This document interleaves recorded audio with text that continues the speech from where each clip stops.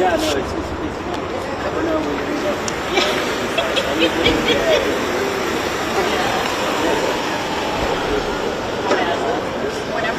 When I used to work here, I would drive my car. Because that's when I know I worked for Ted Coe. This whole area cleared up, okay? You can go far over there to that podium. Oh my gosh, yeah. Or on this side, okay? I just need this open, so give us free access. Thanks for your help. That's good right there. That way we're not knocking you over, you know, and have that on CNN and everywhere else. I could use a good knock. You were in charge. I think somebody needs to People look at like not out here.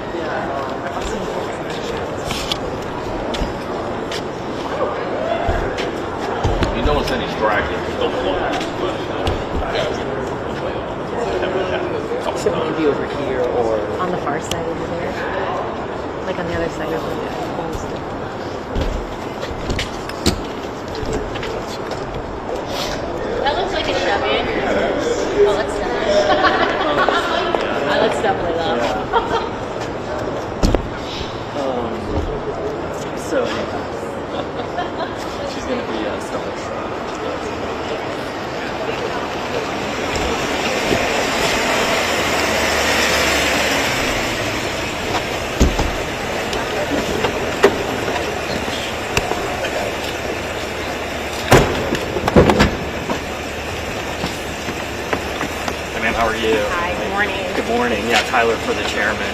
Nice to meet you. Yeah.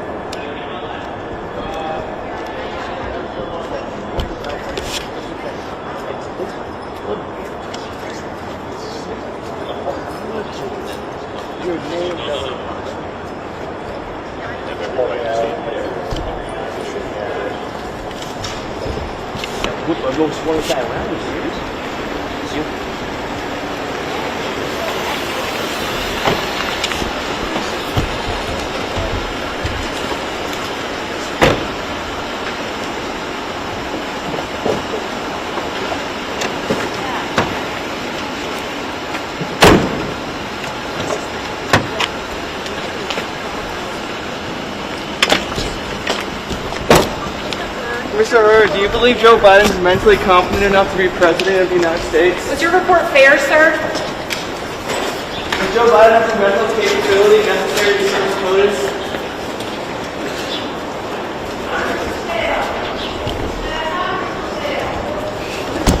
Oh, Robert Hur. You wrote the special report on Joe Biden. How are you?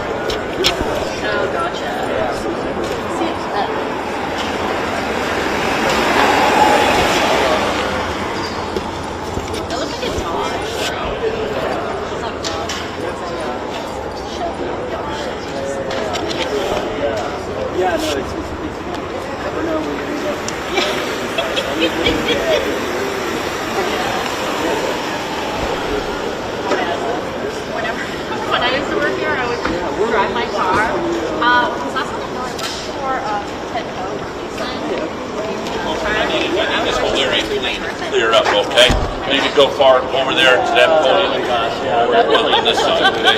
I just need this open, so give us free access. Thanks for your help. That's good right there. Thank you. That way we're not knocking you over, and have that on CNN and everywhere else. I could use a good knock. You were in charge. Like somebody. You're the one that was not out here, so.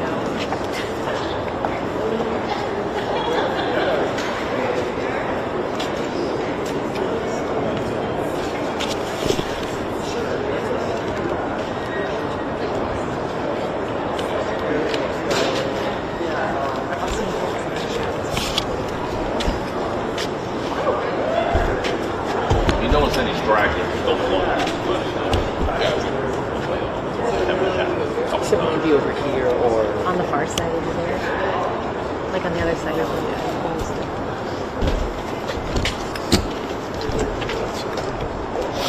That looks like a shove-in. Oh, let's Let's definitely laugh. So she's gonna be stomach.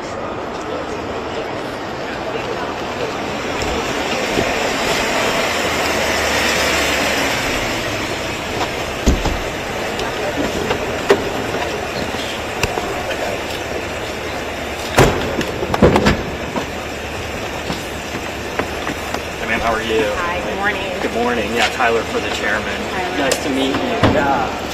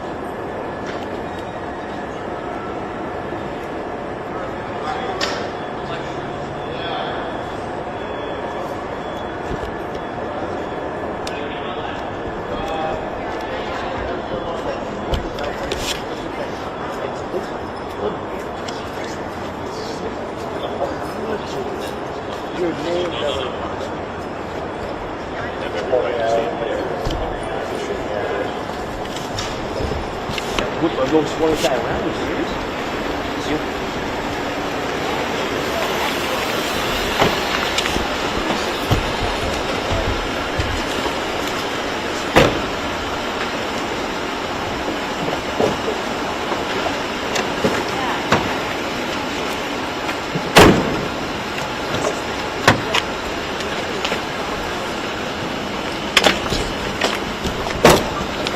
Mr. Hur, do you believe Joe Biden is mentally competent enough to be president of the United States? What's your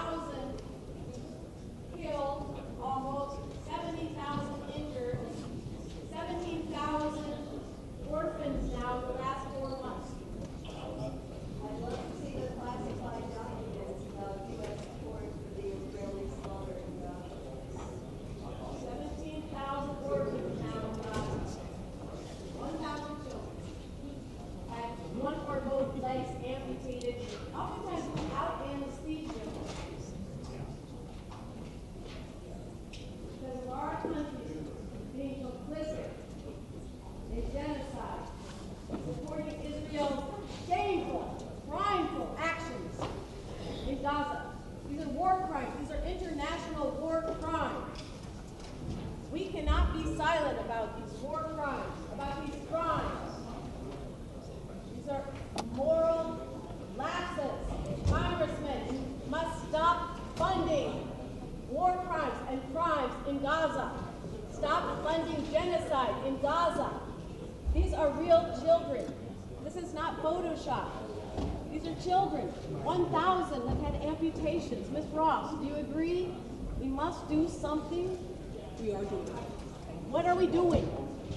What are we doing? We need to have an immediate ceasefire, a permanent ceasefire, and stop funding Israel. Stop funding Israel. How much AIPAC money have each of you taken? Zero. They don't give me money. I'm so glad you said that, Mr. Cohen. No money for you? No money coming in. Thank you. Thank you. We appreciate you. What? Thank you. Then why do you still support sending weapons to Israel in the middle of genocide? Why would you possibly send military support to Israel in the middle of a genocide? Why? Unless you come out and send no more money to Israel, you have blood on your hands. Stop funding genocide. Stop funding genocide. Stop funding inequality, the occupation, the apartheid against Palestinians. We will not be complicit in genocide. What about Ukraine? Stop helping the Russians. Helping what? Stop helping the Russians. Stop helping the Russians. We're talking about Gaza right now. Ukrainians are lost too. Ukrainians are being killed by the Russians. There's a fraction of the children that have been killed in Ukraine in the last 2 years. In the last 2 years, a fraction of the children that have been killed in Gaza. There have been 17,000 orphans in Gaza right now in the last 4 or 5 months. Our country is responsible for funding it. Our tax money. We want to stop all killing. Why are you taking money from AIPAC? Stop taking money from AIPAC. This is funding genocide. Look at these pictures. These are real children. They have lost their limbs by amputation, often without anesthesia. Hospitals, schools, mosques, bombed. 6,000 bombs in the first month. On Gaza, the size of Philadelphia. The committee will come to order. Without objection, the chair is authorized to declare a recess at any time. We welcome everyone to today's hearing on the report of Special Counsel Robert Hur. The chair now recognizes the gentleman from the state of Wisconsin for the purpose of leading us in the pledge.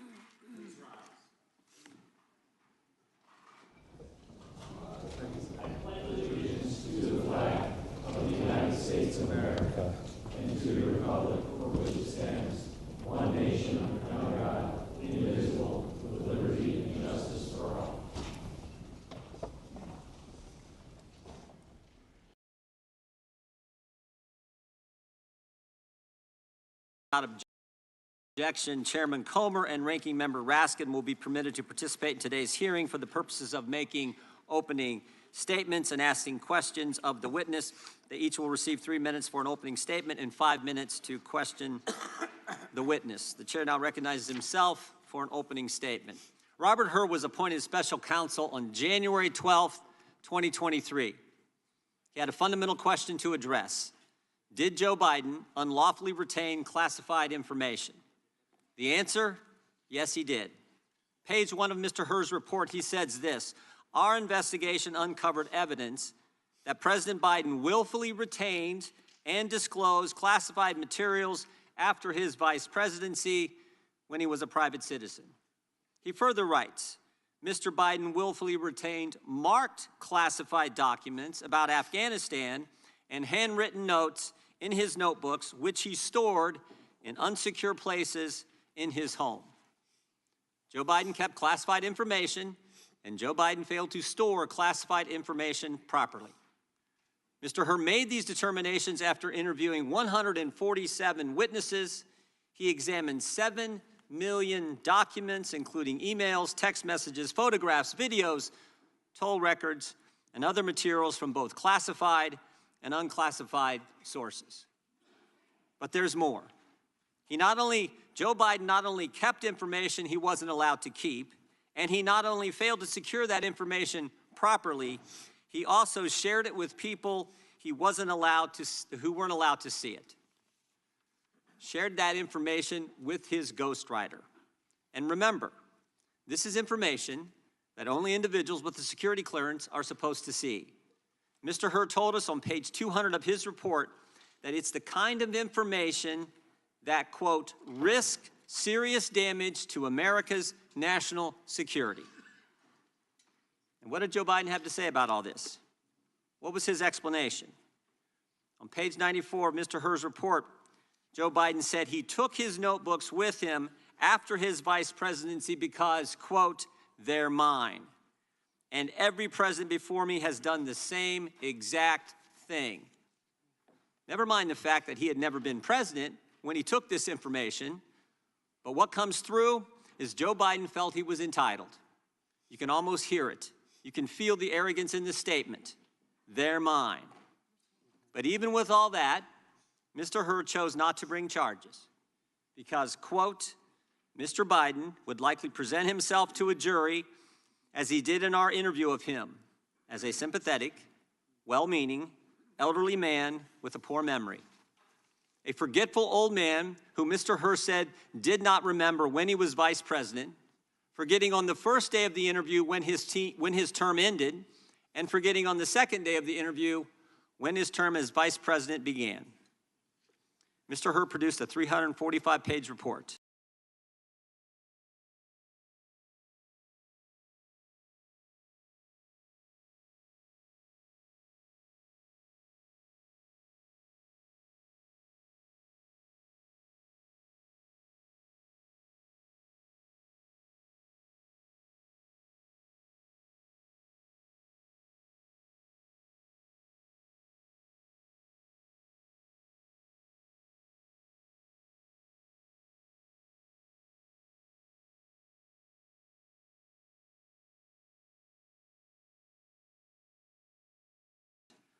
But in the end, it boils down to a few key facts. But because he's a forgetful old man who would appear sympathetic, so if we could play that video. Hey, everybody. Good evening. Let me say a few things before I take your questions. As you know, the special counsel released his findings today about their look into my handling of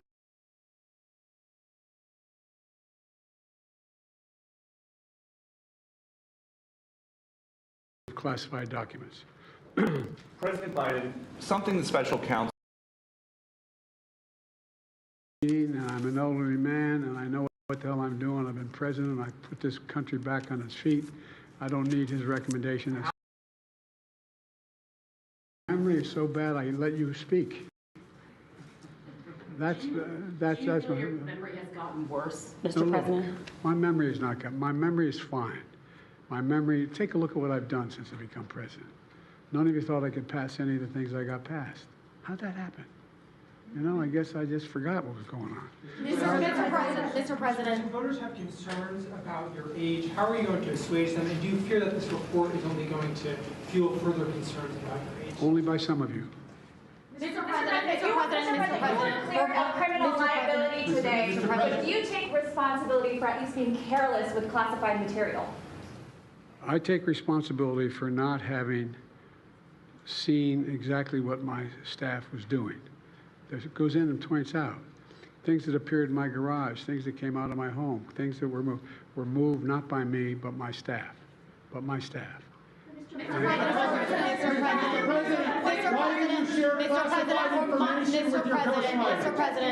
Mr. President, for months when you were asked about your age, you would respond with the words, watch me. Many American people have been watching, and they have expressed concerns about your age. That is your judgment. That is your judgment. That is not the judgment of the press. They express concerns about your mental acuity. They say that you are too old. Mr. President, in December, you told me that you believe believes there are many other Democrats who could defeat Donald Trump. So why does it have to be you now? What is your answer Because to I'm the that most question? qualified person in this country to be president of the United States and finish the job I started. Do you believe that, Mr. President, why are you confusing the names of world leaders? Thank you, everyone. Thank you very much. I did not share classified information. I did not share it. With your ghostwriter. With my ghostwriter, I did not. Guarantee you did not. But the special counsel said in the Well, no, report he that he did not say that. Okay. He did not say that. But Mr. President, one other. Let me answer your question. The fact of the matter is, what I didn't want repeated, I didn't want him to know, and I didn't read it to him, was I had written a long memorandum to President Obama why we should not be in Afghanistan. And I was multiple pages. And so what I was referring to, I said classified. I should have said it should be private because it was a contact between the president and the vice president as to what was going on. That's what he was referring to. It was not classified information in that document. That was not classified.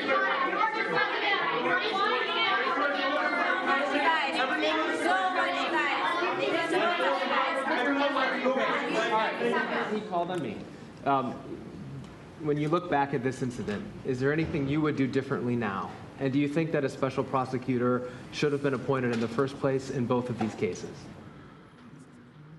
First of all, what I would have done is oversee the transfer of the material that was in my office, in my offices. I should have done that. First of all, what I would have done is oversee the transfer of the material that was in my office, in my offices. I should have done that. If I go back, I didn't have the responsibility to that. That was my staff was supposed to do that, and they referenced that in the report. And my staff did not do it in the way that, for example, I didn't know how half the boxes got in my garage until I found out staff gathered them up, put them together, and took them to the garage in my home. And all the stuff that was in my home was in filing cabinets that were either locked or able to be locked. It was in my house. It wasn't out like in Mar-a-Lago in a public place and none of it was high classified. Didn't have any of that red stuff on it. You know what I mean, around the corners? None of that. And so I wish I had paid more attention to how the documents were being moved and where. I thought they were being moved to the archives. I thought all of it was being moved. That's what I thought. Now, what was the last part of your question? Whether a special counsel should have been appointed in this case and in the case of your rival president, former president. I think a special counsel should have been appointed. And the reason I think a special counsel should have been appointed is because I did not want to be in a position that they looked at Trump and weren't going to look at me, just like they looked at the vice president. And the fact is they made a firm conclusion. I did not break the law, period. Thank you all very, very much.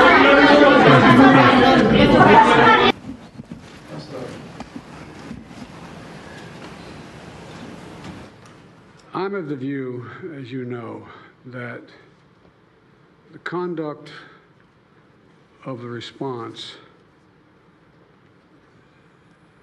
in the Gaza Strip has been over the top.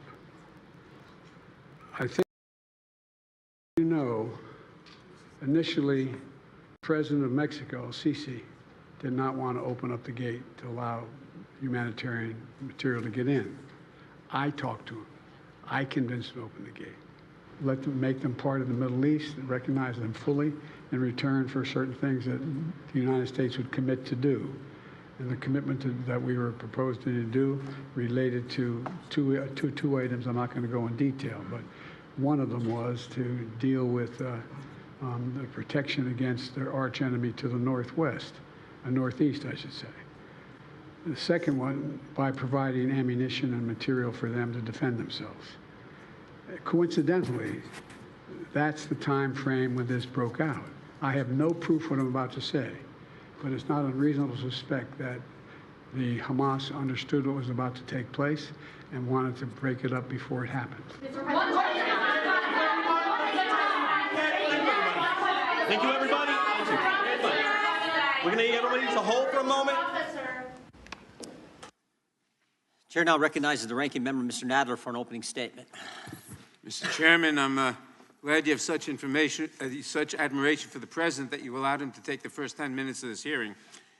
Mr. Chairman, House Republicans may be desperate to convince America that white conservative men are on the losing end of a two-tiered justice system, a theory that appeals to the MAGA crowd but has no basis in reality. But your comments today make me wonder if you have read the special counsel's report at all.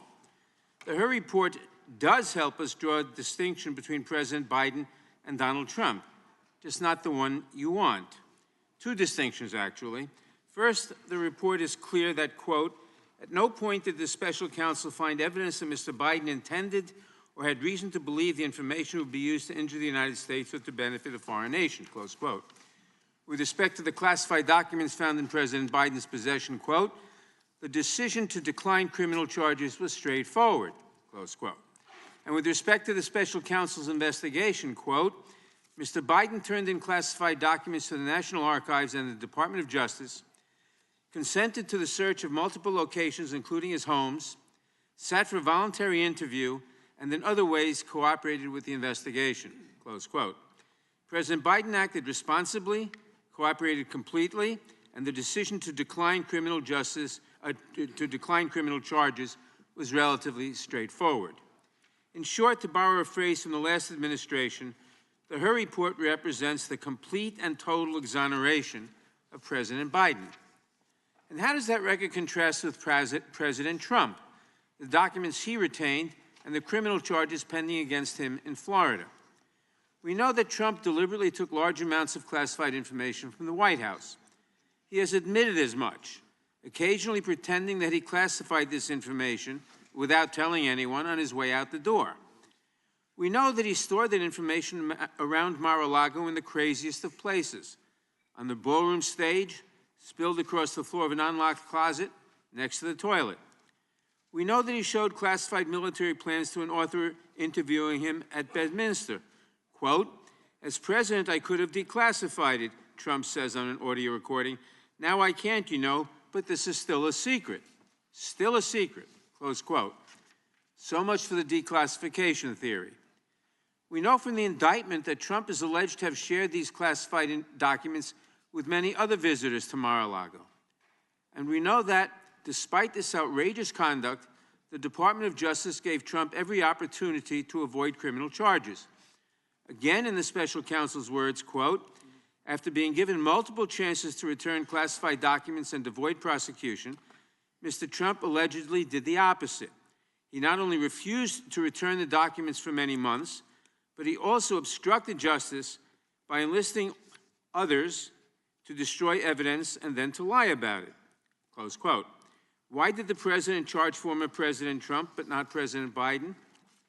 Not because of some vast conspiracy, not because the so-called deep state was out to get him, but because former President Trump was fundamentally incapable of taking advantage of even one of the many, many chances he was given to avoid those charges. Which brings me to the second distinction this report helps us draw between President Biden and Donald Trump. Simply put, President Biden had the mental acuity to navigate this. Much has been made of the special counsel's gratuitous comments about the President Biden's age. But let's set the context. After returning every classified document, after opening his home to federal investigators, while simultaneously managing the first hours of the crisis in Israel, President Biden volunteered to sit through a 5-hour interview with the special counsel. I believe, as is his habit, that President Biden probably committed a verbal slip or two during the interview. And I'm not sure any of that matters, because when the interview was over, Mr. Hur completely exonerated President Biden. And then there is Donald Trump. What kind of man bungles not one, but dozens of opportunities to avoid criminal liability? What must that say about his mental state? Here, too, the record speaks for itself. One of the great memories of all time. James Webb. I don't remember the names. Don't remember the name. Viktor Orban. Did anyone ever hear of him? He's the leader of Turkey. By the way, they never report the crowd on January 6th. You know, Nikki Haley is in charge of security. 3 years later, how about that? Did you actually have a one-on-one with Comey then? Not much, not even that I remember. I don't like mosquitoes. We have languages coming into our country. We have nobody that even speaks those languages. They're truly foreign languages. Nobody speaks them. Saudi Arabia and Russia will repeat your... Oh. I have a really good memory. Your next wife was a woman by the name of Marla Maples. That's right. Do you recall what years you were married to Ms. Maples? It's called like up here, and it's called memory, and it's called other things. So you don't remember saying you have one of the best memories? I don't remember that. And Putin, has so little respect for Obama that he's starting to throw around the nuclear word. You've heard that, nuclear. We have to win in November, or we're not going to have Pennsylvania. They'll change the name. I talked to Putin a lot. Did you ask him that? I don't remember that. I saw that this morning. I don't remember asking him that question. I have a good memory and all that stuff, like a great memory. For 20 years, they were fighting ISIS. I defeated ISIS in 4 weeks. And we did with Obama. We won an election that everyone said couldn't be won. I'm not cognitively. And you know what? When I am, you're going to know it. You're going to be the first people. I know my people. You'll say, all right, Trump, you did a good job. Get the hell out of here. That's it.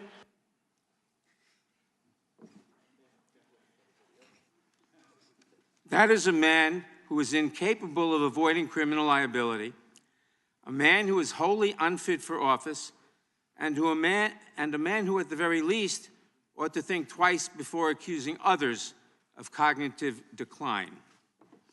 Thank you for being here today, Mr. Hur. Thank you for illuminating a stark choice for this country in the months to come. I look forward to your testimony, and I yield back. Gentleman yields back. The chair now recognizes the chairman of the Oversight Committee, Mr. Comer, for an opening statement. Thank you. In August 2022, President Biden questioned in a 60 Minutes interview how anyone can be that irresponsible when asked about classified documents in the possession of former President Trump. But when President Biden said this, he knew that he had stashed classified materials in several unsecured locations for years, dating back to his time as vice president and even as a U.S. senator. President Biden, the White House, and his personal attorneys have not been honest with the American people about his willful retention of classified material and continue to hide information from Congress. President Biden's attorneys claim to have first discovered classified material at Penn Biden Center on November 2nd, 2022. However, President Biden and his lawyers kept it secret from the American people before the midterm elections. CBS News broke the story in January 2023, leaving Americans to wonder if the White House had any intention of ever disclosing that President Biden hoarded classified documents for years. One of my first actions after becoming chairman of the House Oversight Committee was to launch an investigation into President Biden's mishandling of classified documents. This investigation started before Special Counsel Hur was named, and what we found is alarming. Information obtained through multiple transcribed interviews conducted by the Oversight Committee contradict the White House's and President Biden's personal attorney's narrative about the discovery of classified documents at the Penn Biden Center. In fact, additionally, the classified documents were not kept in a locked closet, as asserted by the White House. We've also learned that 5 White House employees and a Department of Defense employee were involved in the early stages of coordinating the organizing, moving, and removing of boxes that were later found to contain classified materials. There's no reasonable explanation as to why so many White House employees were concerned with retrieving boxes they believed only contained personal documents and materials. Why did President Biden keep these specific documents in unsecure locations for years? Many questions remain, but now the White House is obstructing Congress as we seek the truth for the American people. We've subpoenaed former White House counsel Dana Remus to appear for a deposition to provide information to our committee, but the White House is seeking to block her testimony. We've also subpoenaed the Department of Justice for audio recordings and transcript of President Biden's interview with Special Counsel Hur. These were due the morning of the State of the Union. Only this morning, a couple of hours before today's hearing, the Department of Justice finally provided the transcript of President Biden's interview with Special Counsel Hur. The timing is not coincidental. Although we've had little time to review the transcripts, from what we have seen, it is clear that the White House did not want Special Counsel Hur's final report to be released. The White House has refused to be transparent with the American people about the president's mishandling of classified documents. And worse, they have appeared to have lied about the timeline, about who handled the documents, and even about the contents of President Biden's interview with Special Counsel Hur. That is why today's hearing is important. Transparency is what we seek today, and we look forward to Special Counsel Hur's testimony. I yield back. Gentleman yields back. The chair now recognizes the ranking member of the Oversight Committee, Mr. Raskin, for his opening statement. Thank you, Chairman Jordan. There are just three basic points that all Americans need to understand about Mr. Hur's report. Number one, the special counsel exonerates President Biden. The very first line of the report says it all, quote, "We conclude that no criminal charges are warranted in this matter." We would reach the same conclusion even if Department of Justice policy did not foreclose criminal charges against a sitting president. Second, the report establishes that President Biden offered complete and unhesitating cooperation with the special counsel's investigation. The Justice Department and the National Archives were proactively notified of the classified documents, and they were turned over. The president allowed the FBI to search his homes, and he sat for a voluntary interview for more than 5 hours on October 8th and October 9th, even as he was busy responding to Hamas's vicious terrorist attack in Israel. The report thus demonstrates President Biden's complete devotion to the rule of law and his respect for a fair and independent Department of Justice. President Biden did not assert executive privilege or claim absolute immunity for presidential crimes. He did not hide boxes of documents under his bed or in a bathtub. He did not fight investigators, nor did he seek to redact a single word of Mr. Hur's report. He consented to the search of numerous locations, including his homes, and he did everything he could to cooperate, not obstruct. Third, Special Counsel Hur repeatedly emphasizes that President Biden's conduct contrasts sharply with that of former President Trump. Hur observes that unlike President Biden, quote, "The allegations set forth in the indictment of Mr. Trump, if proven, would clearly establish not only Mr. Trump's willfulness, but also serious aggravating factors." He sets forth these points of difference in detail, quote, "Most notably after being given multiple chances to return classified documents and avoid prosecution, Trump allegedly did the opposite. According to the indictment, he not only refused to return the documents for months, but he also obstructed justice by enlisting others to destroy evidence and then to lie about it," unquote. He returned only a portion of subpoenaed documents and deliberately withheld the rest. Unlike President Biden, Trump did not alert the National Archives or DOJ of the documents, nor did he turn over all the classified materials in his possession. He did not agree to sit down for a voluntary interview with the special counsel. He never consented to a search of his home. On the contrary, Trump suggested that his attorney hide or destroy evidence requested by the FBI and the grand jury. Trump carefully instructed his aide to move boxes of classified documents to hide them from the FBI. Trump tried to delete incriminating security tape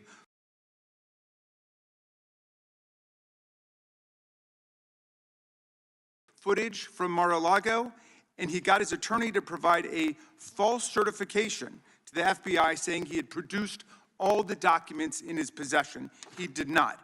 Given that this report is so damning in the contrast between Biden and Trump, it is hard for me to see why our colleagues think that this hearing advances their flailing and embarrassing quest to impeach the President of the United States.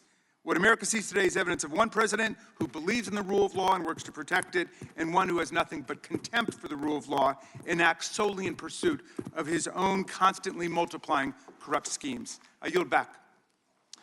Gentleman yields back. Without objection, all other opening statements will be included in the record. We will now introduce today's witness. The Honorable Robert Hur was appointed as a special counsel in January 2023 to investigate the removal and retention of classified documents discovered at the Penn Biden Center for Diplomacy and Global Engagement. He previously served as the Principal Associate Deputy Attorney General at the Department of Justice and as the United States Attorney for the District of Maryland.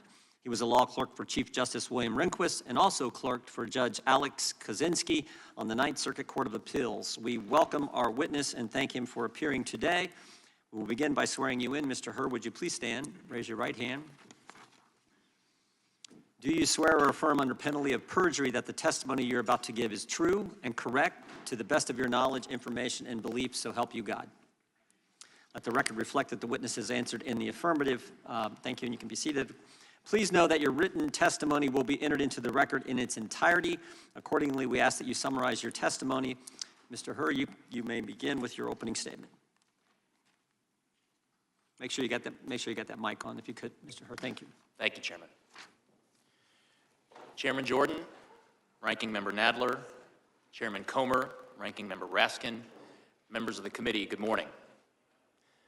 I'm privileged to have served our country for the majority of my career, a decade and a half, most of those years with the Department of Justice.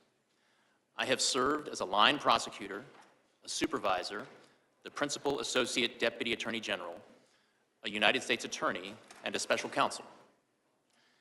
I've served in these roles with gratitude as the son of immigrants to this country, the first member of my family to be born here. My parents grew up in Korea and were young children during the Korean War.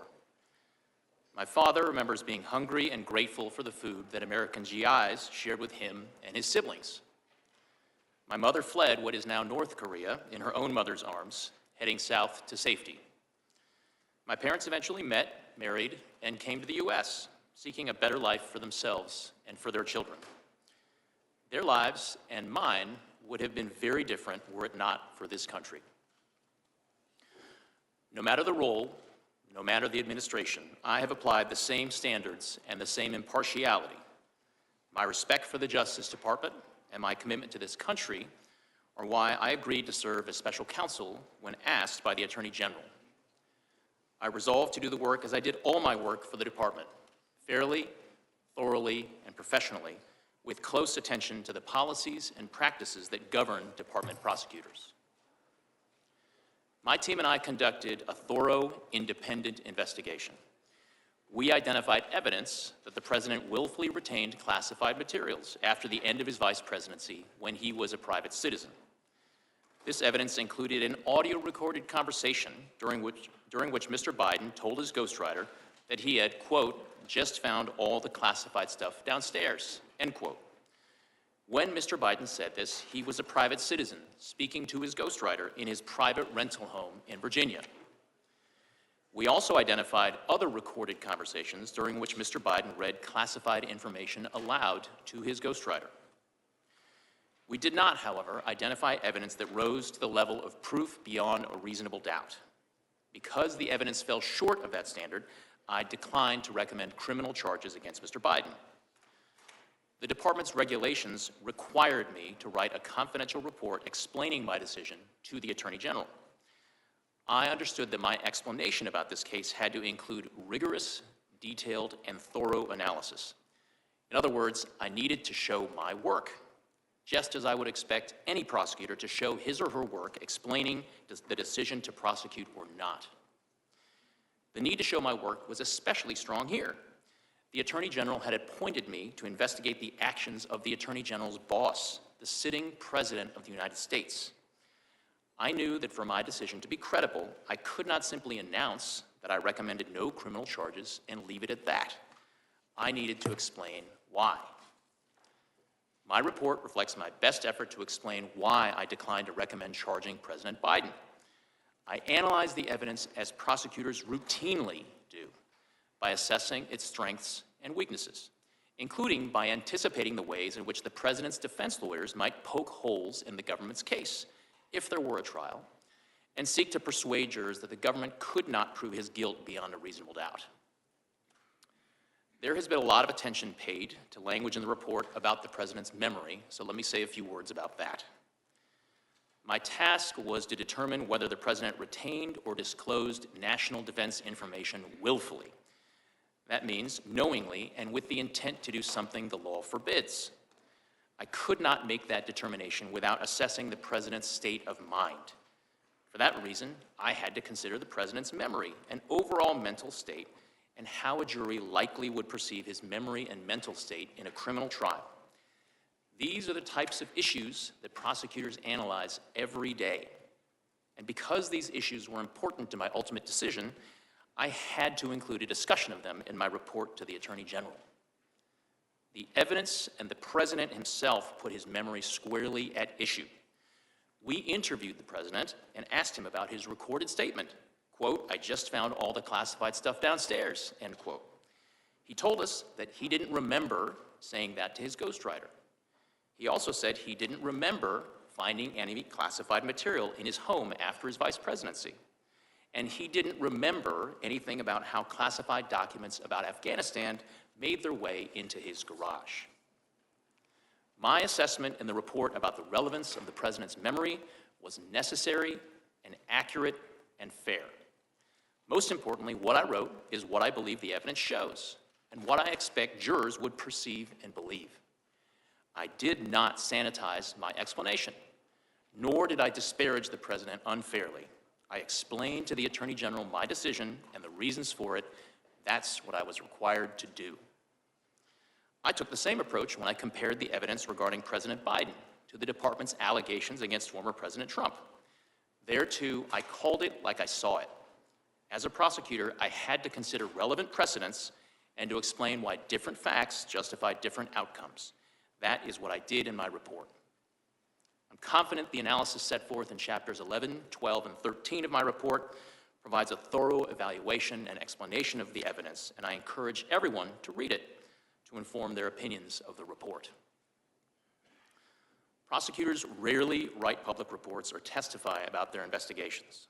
That is the Justice Department's long-standing policy, and it protects important interests.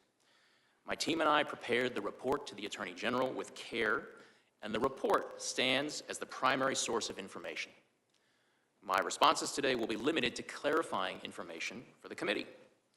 I will refrain from speculating or commenting on areas outside the scope of the investigation, nor will I discuss what investigative steps we did or did not take beyond what's in the report.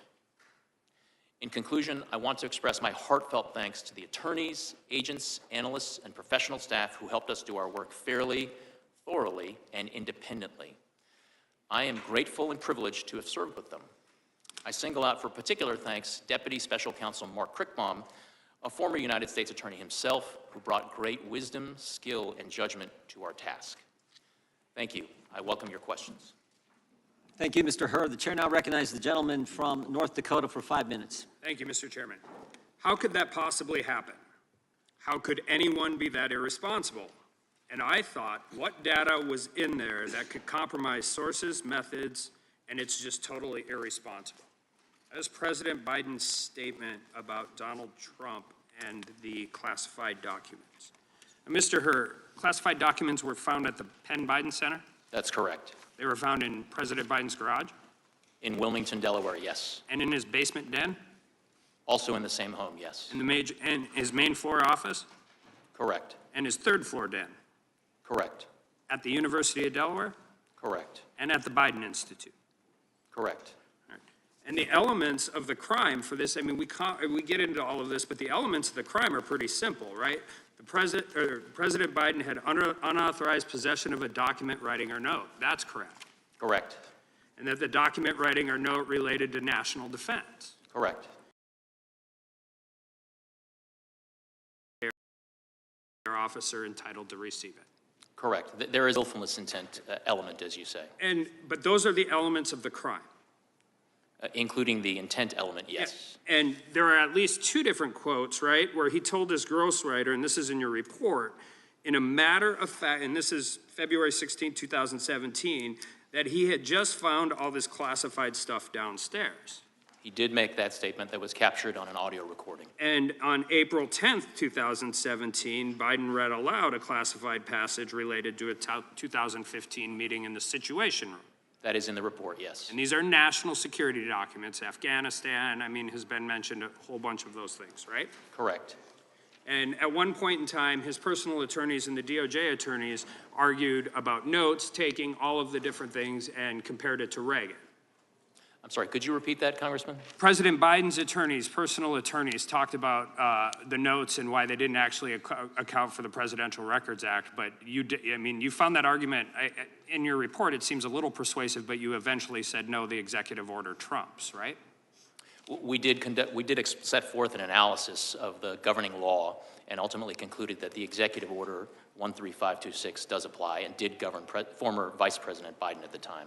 So you have audio recording from his ghostwriter where the president acknowledges that the information he has is classified and he's sharing with his ghostwriter. We have an audio recording capturing a statement from Mr. Biden saying to his ghostwriter in February of 2017, quote, "I just found all the classified stuff downstairs," end quote. And then again reciting passages from a meeting in the Situation Room. Yes. And those are in President Biden's own words.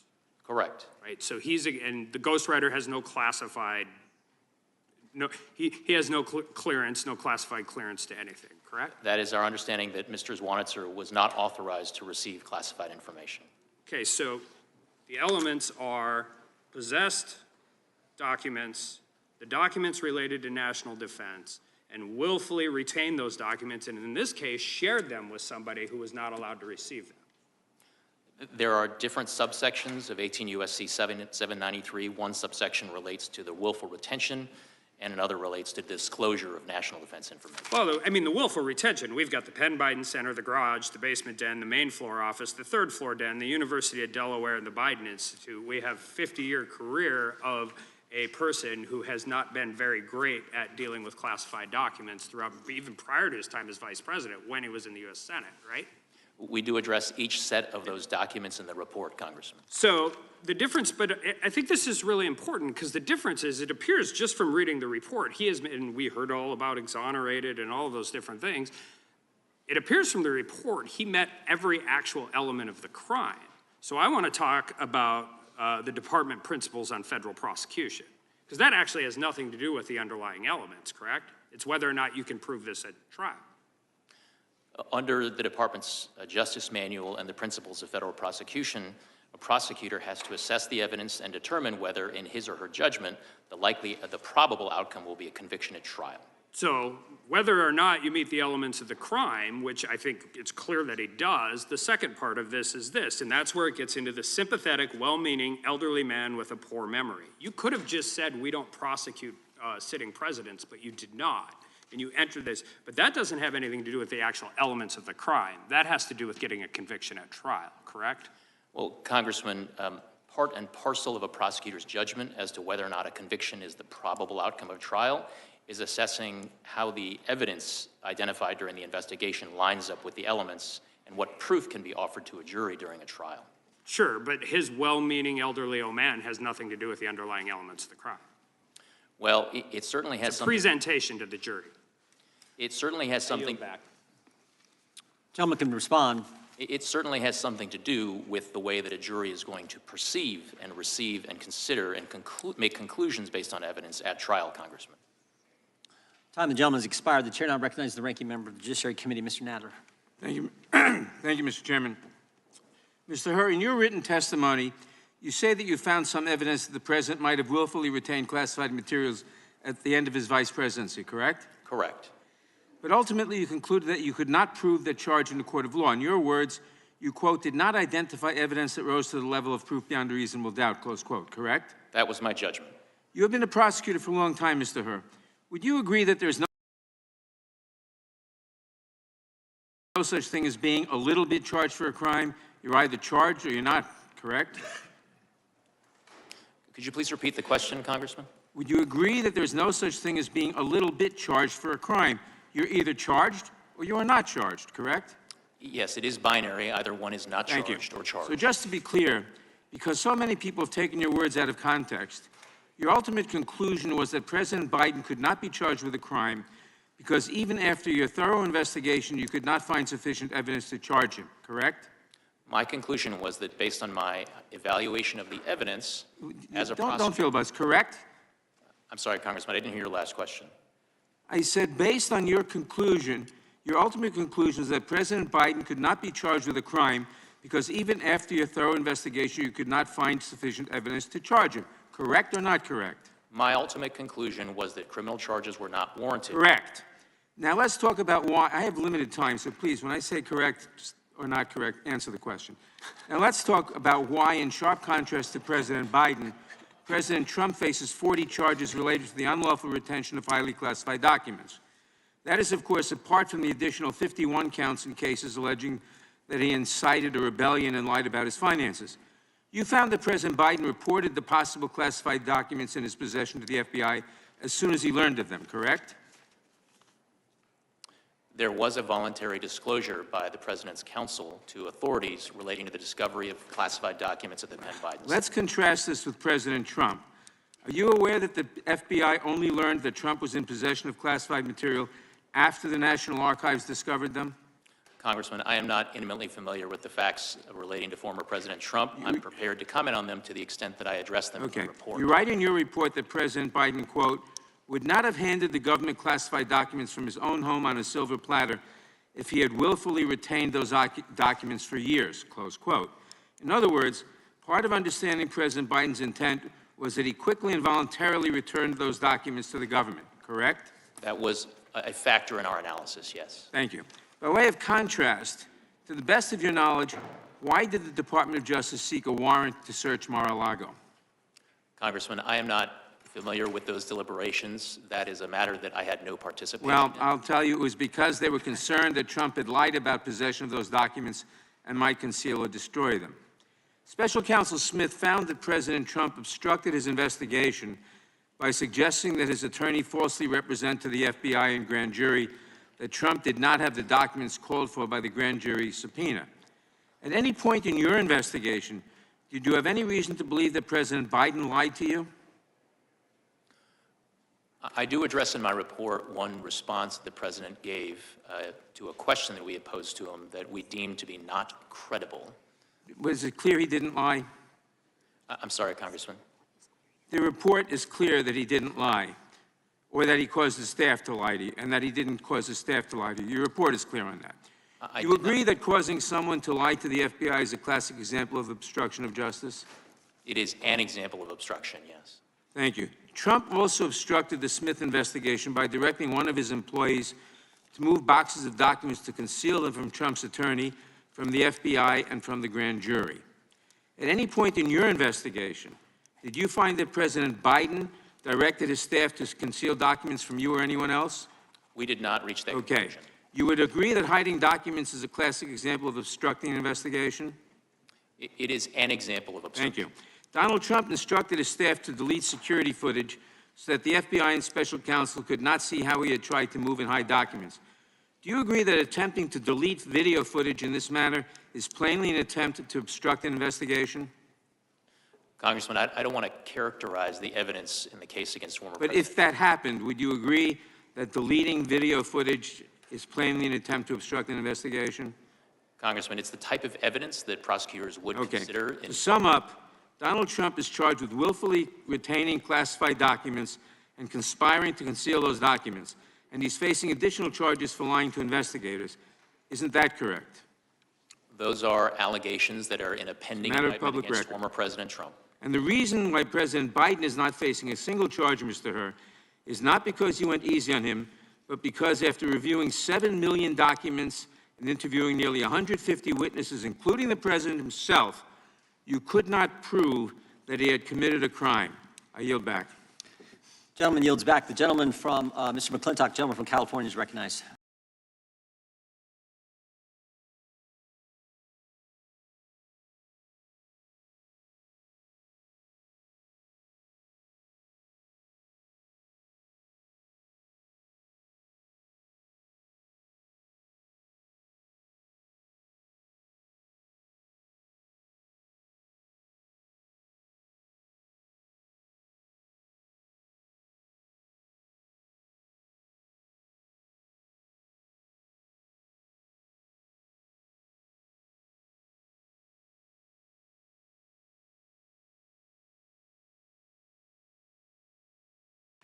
You correctly noted in your report that former presidents and other senior officials have been given wide latitude in their possession of classified information. And I believe your decision not to prosecute Biden for the same offense is consistent with that precedent. But the problem is that precedent changed with the administration's decision to prosecute Donald Trump. And the irony is that as president, Trump had full discretion over handling classified material and full discretion in deciding which records to retain. As a senator or vice president, Joe Biden didn't have that. So now we get to this glaring double standard. I think it would be toxic to the rule of law on its face if it was just two ordinary citizens. But the fact that the only person being prosecuted for this offense happens to be the president's political opponent makes this an unprecedented assault on our democracy. This is the worst we could expect from a banana republic. And I wonder how you square this. Congressman, I do address, as I was required to as a prosecutor, a relevant precedent in the form of the allegations in the indictment against former President Trump. I set forth my explanation and my assessment and comparison of those precedents in my report, and I am not here to comment any further beyond what's in my report. You said, for example, that there was no evidence beyond reasonable doubt. Well, you got the fact that he had classified material in his possession and control in multiple settings for multiple years, that he told others he was aware of this, and that he shared that material with others. The mind boggles at what beyond reasonable doubt would actually mean. Well, as I set forth at length in my explanations in chapters 11 and 12 of the report, my assessment is that the evidence, if presented at trial alongside potential defense arguments, would not probably result in a conviction at trial. Well, that's one of the points you make, is that President Biden is likely to be an elderly, sympathetic figure with a poor memory. But how does that bear on any individual's guilt or innocence? Isn't that, again, a question for a judge or jury to decide after guilt or innocence is determined? It is. And again, here's the problem. Donald Trump's being prosecuted for exactly the same act that you've documented that Joe Biden committed. Congressman, if I understood your question correctly, you said, isn't that a question for a jury? And it most certainly, through the lens of my question is, does that bear on the guilt or innocence of an individual? It certainly bears on how a jury is going to receive and perceive and make decisions. So the answer to my earlier question is correct. All I have to do when I'm caught taking home classified materials to say, I'm sorry, Mr. Herbert, but I'm getting old. My memory's not so great. Yeah. Congressman, this is the doctrine that you've established in our laws now, and it's frightening. Congressman, my intent is certainly not to establish any sort of doctrine. I had a particular task. I have a particular set of evidence to consider and make a judgment with respect to one particular set of evidence, and that is what I did. Well, Mr. Hur, here's the fine point of the matter. The foundation of our justice system is equal justice under law. That's what gives the law its respect and its legitimacy. And without it, the law is simply force, devoid of any moral authority. Justice is depicted as blindfolded for this very reason. It doesn't matter who comes before her. All are treated equally. You destroy this foundation, and the rule of law becomes a sick mockery. It becomes a weapon to wield against political rivals and a tool of despotism. And I am desperately afraid that this decision of the Department of Justice is now crossed a very bright line. And I yield back. Gentleman yields back. Chairman, I ask for unanimous consent to introduce the State of the Union as a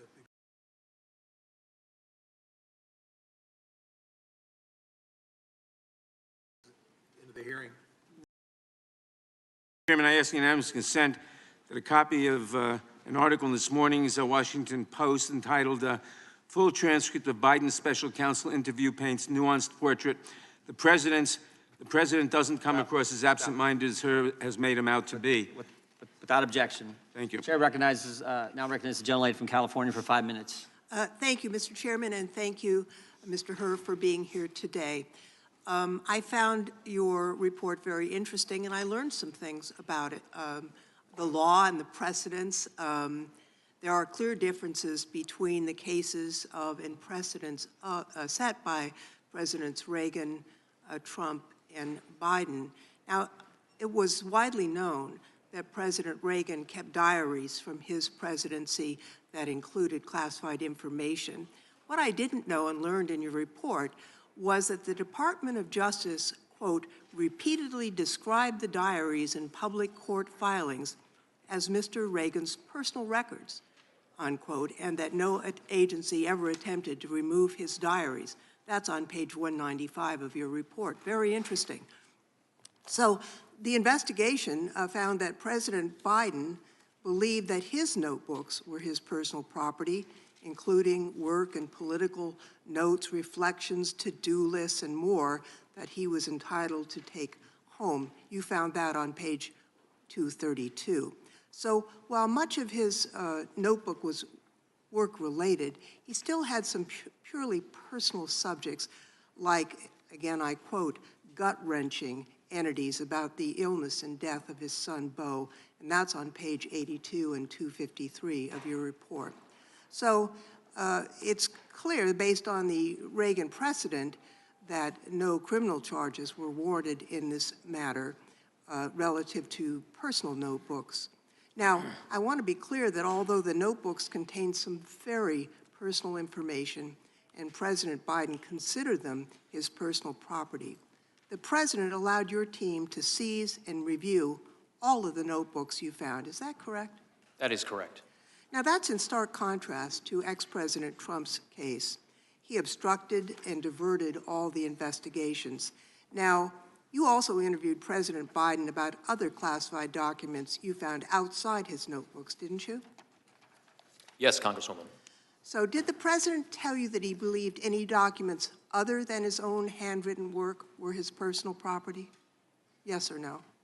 We did not hear that from the President during his interview. So again, it's very different from ex-President Trump. Ex-President Trump said all of the documents marked classified were his personal property. President Biden did not consider documents that were produced by other entities with classification markings as his personal records. Now, I think, since the majority has tried to assert that there is a disparity based on politics in the differences in the prosecution, it's worth quoting page 11 of the report, which says, and I quote, "Several material distinctions between Mr. Trump's case and Mr. Biden's case are clear. Most notably, after being given multiple chances to return classified documents and avoid prosecution, Mr. Trump allegedly did the opposite. According to the indictment, he not only refused to return the documents for many months, but he also obstructed justice by enlisting others to destroy evidence and then to lie about it." That's on page 11. Quote, "In contrast, Mr. Biden turned in classified documents to the National Archives and the Department of Justice, consented to the search of multiple locations, including his homes, sat for a voluntary interview, and in other ways cooperated with the investigation." It's clear that these cases are not the same. And frankly, I was surprised to learn that some of the classified documents were actually personal diaries that many executive officials have taken home with them because it was in their own handwriting, it was what they produced.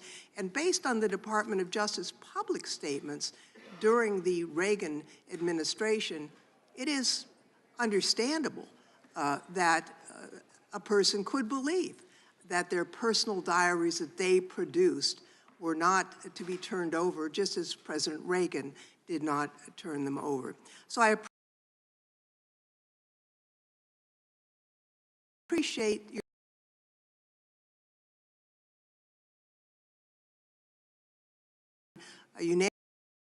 unanimous request to include in the record a September 11th letter from the Special Counsel to the President to Special Counsel Hur, and also a letter to Merrick Garland. Without objection. And with that, Mr. Chairman, I see my time has expired, and I yield back. Gentlelady yields back. The chair is recognized. Mr. Hur, why did he do it? Why did Joe Biden, in your words, willfully retain and disclose classified materials? I mean, he knew the law. Been in office like 50 years. 5 decades in the United States Senate, chairman of the Senate Foreign Relations Committee, 8 years. As vice president, he got briefed every day as vice president. He's been in the Situation Room. In fact, you know he knew the rules because you said so on page 226. President Biden was deeply familiar with the measures taken to safeguard classified documents. And Joe Biden told us he knew the rules.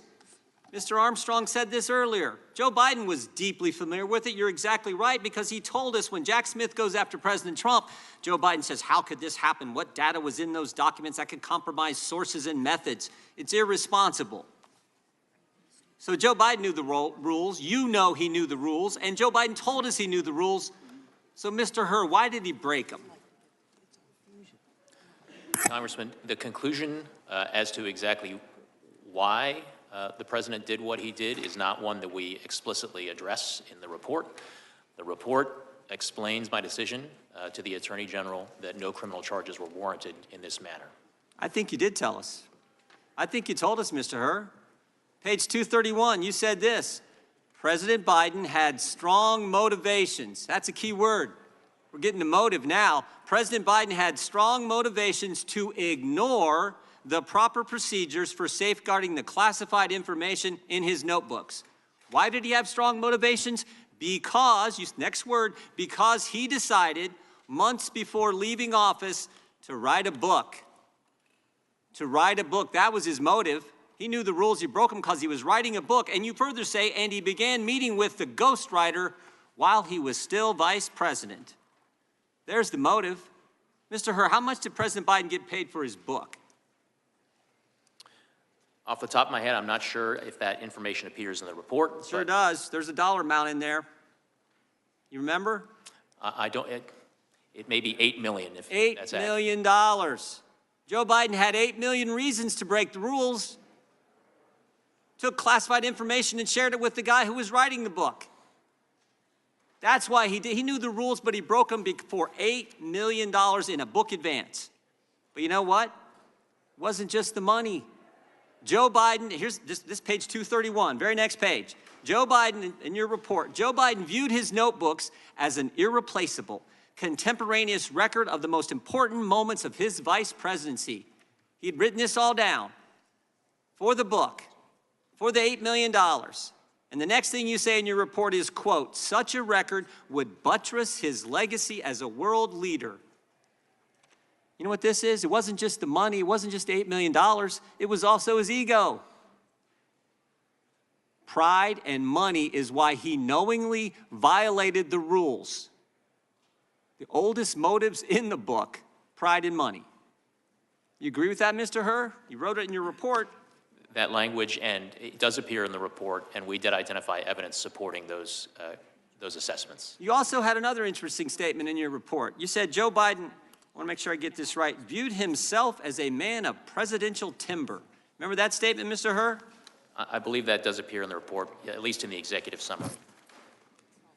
I think this is interesting, because here's the scary part. Page 200. I said this earlier in my opening statement. Page 200, Joe Biden, this is a quote, Joe Biden risked serious damage to America's national security when he shared information with his ghostwriter. Shared it with his ghostwriter, the guy who was helping Joe Biden get $8 million. And oh, by the way, Mr. Hur, what did that ghostwriter do with the information Joe Biden shared with him on his laptop? What did he do after you were named special counsel? Chairman, if you're referring to the audio recordings that Mr. Zwanitzer created of his conversations with exactly what I'm recycle bin on his computer. Tried to destroy the evidence, didn't he? Correct. The very guy who was helping Joe Biden get the $8 million, Joe Biden used the motive for Joe Biden to disclose classified information, to retain classified information, which he definitely knew was against the law. When you get named special counsel, what's that guy do? He destroys the evidence. That's the key takeaway in my mind. That's the key takeaway. I yield back. From, is it Mr. Raskin? Gentleman from Maryland for 5 minutes. Thank you, Mr. Chairman. Mr. Hur, your report starts with the line, we conclude that charges are warranted in this matter. Have you had any reason to change your opinion about that? No, no, Ranking Member. You highlight the independence and support you got from the Attorney General and DOJ. Have you changed your mind about that? I have not. The report describes President Biden's cooperation in your requests. He allowed his homes to be searched. He answered questions for hours in the midst of a global crisis. Have you had any reason to change your mind about that? No, Ranking Member. All right. You also repeatedly contrast Biden's cooperation with the conduct of Donald Trump. You say, quote, most notably, after being given multiple chances to return classified documents and avoid prosecution, Mr. Trump allegedly did the opposite. According to the indictment, he not only refused to return the documents for many months, but he also obstructed justice by enlisting others to destroy evidence and then to lie about it.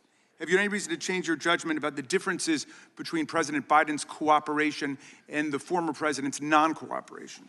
No, I continue to stand by those words in my report. With such a striking contrast, our colleagues have switched over from being impeachment investigators for constitutional high crimes and misdemeanors, which is how this whole thing started, to being amateur memory specialists, giving us their drive-by diagnoses of the President of the United States, whose soaring oratory, powerful historical analysis, and devastating extemporaneous repartee with even the most skilled ninja hecklers of the Freedom Caucus were on full display at the State of the Union address last week for the whole country to see. The desperate quest to invent an issue is a distraction from the 91 federal and state federal charges that Donald Trump faces now, his staggering civil court losses in New York now totaling more than $500 million, and his full-blown embrace and romance with authoritarian dictators and communist tyrants all over the world, from Viktor Orban in Hungary to Vladimir Putin in Russia, the former head of the KGB, to the communist dictator of North Korea. It's not, this, my friends, this is a memory test. But it's not a memory test for President Biden. It's a memory test for all of America. Do we remember fascism? Do we remember Nazism? Do we remember communism and totalitarianism? Have we completely forgotten the sacrifices of our parents and grandparents in prior generations? While we play pin the tail on the donkey in this wild goose chase, all of these silly games, Donald Trump entertains authoritarian hustler Viktor Orban at Mar-a-Lago for the weekend, and Orban comes out to declare that if we indeed sleepwalk into another Trump presidency, Trump will, quote, not give a single penny to Ukraine. That's what all of this is about. It's about trying to pull the wool over the eyes of America, because the tyrants and dictators of the world are on the march today. So who wins with this ludicrous, embarrassing spectacle? Orban wins, Putin wins, Xi wins, the tyrants of the world win. They have one more reason to celebrate Donald Trump and his cult followers, who've completely lost their way. They're looking for high crimes and misdemeanors. Now they appoint themselves amateur memory specialists, and that's what they pounce on the President of the United States about. America faces a choice between democracy and tyranny. And the President laid it out at Valley Forge, and he laid it out in the State of the Union. Will America stand on the side of people struggling against fascist aggression? Will we stand with the people of Ukraine against Vladimir Putin, whose filthy war has meant the kidnapping of thousands of Ukrainian children, the murder, the slaughter of thousands of Ukrainian civilians, and the attack on an independent sovereign democracy? But we're not working on that today. We're not standing up for democracy and human rights and international law around the world. No, we're trying to play memory detectives, to parse the language of a president who the whole world got to see at the State of the Union address directly address the real questions of our time. And it is democracy versus dictatorship. And all of the autocrats and the theocrats, all of the kleptocrats of the world are together in league against American democracy, and we have to stand up for American democracy against these stupid games. I yield back, Mr. Chairman. Gentleman yields back. The chairman of the Oversight Committee, Mr. Comer, is recognized for 5 minutes. Thank you, Mr. Chairman.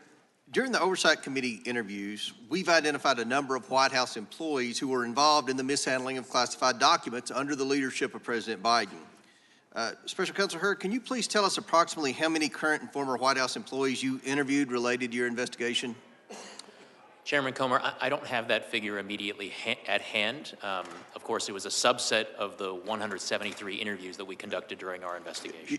Your report indicates that one of those former White House employees who you interviewed was Dana Remus. Is that correct? We did interview Ms. Remus. Ms. Remus was President Biden's former White House counsel, correct? She was President Obama's former White House counsel. I'm sorry, President Obama's White House counsel. Yes. Related to Ms. Remus, in your report on page 257, you wrote, in May 2022, White House counsel Dana Remus undertook an effort to retrieve Mr. Biden's files from the Penn Biden Center. Remus described the original purpose of that effort as gathering materials to prepare for potential congressional inquiries about the Biden family's activities during the period from 2017 to 2019. Now, it seems odd to me that Dana Remus and Joe Biden's personal lawyers were obtaining documents related to potential congressional inquiries about the Biden family activities when Joe Biden has publicly claimed he had no involvement with his family's business dealings. Can you provide more information about why Dana Remus, a government employee, was retrieving Joe Biden's documents from the Penn Biden Center? Chairman, I am able to tell you and clarify information that appears in the report about relevant, significant sources of information, but I am not in a position to be able to go beyond that. When you interviewed President Biden, did you ask him what documents he possessed at Penn Biden Center that could be related to a potential congressional inquiry about his family's activities? We asked President Biden a wealth of questions about all of the different sets of classified materials that were recovered during the course of our investigation. Did anything pertain specifically to our congressional inquiry of President Biden that you recall? If there are more specific aspects of it that you have in mind, Chairman, that would be helpful to me. Interest pertaining to his family's influence peddling activities? If it's helpful, Chairman, Appendix A does list in table chart form a brief description of all of the marked classified documents that were recovered in our investigation. We intend to interview Ms. Remus, and the recording or transcript of your interview would be highly relevant to our future questioning of her. Can you confirm that you did, in fact, record her in your interview? It was our practice to record the interviews that we conducted, Chairman Comer. Additionally, in the course of the investigation, the Oversight Committee learned from a Penn Biden Center employee that Annie Tomasini, a White House employee, visited the Penn Biden Center in 2021. Did you interview Annie Tomasini in the course of your investigation?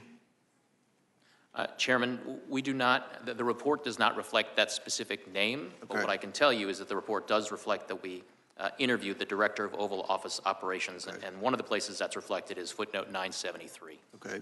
The Oversight Committee interviewed Kathy Chung, a Department of Defense employee and former assistant to Vice President Biden, and learned that Ms. Chung visited the Biden Penn Center in June 2022 after being contacted by White House counsel in May 2022. This was months before classified documents were allegedly found in November 2022. Did you interview Kathy Chung in the course of your investigation? Chairman, I believe that the substance relating to the subject you're asking about appears on page 259 of the report. And while the name Kathy Chung does not appear in the text of the report, there are references to interviews of an executive assistant, including at footnote 988. Good.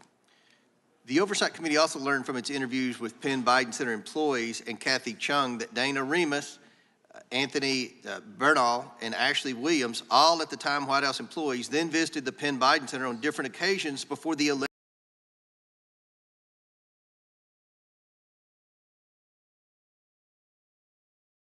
discovery of classified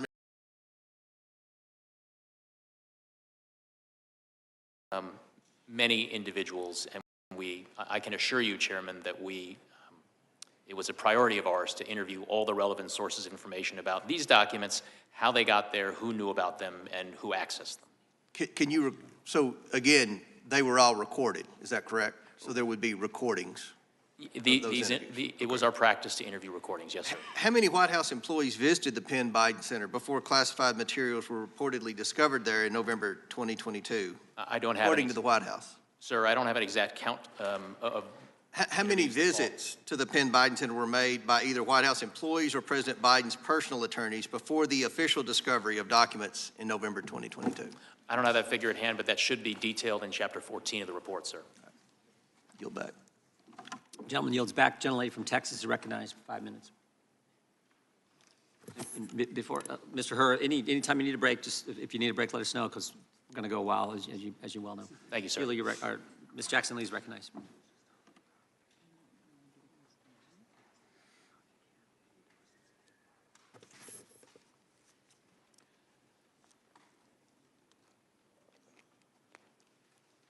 Mr. Hur, good morning.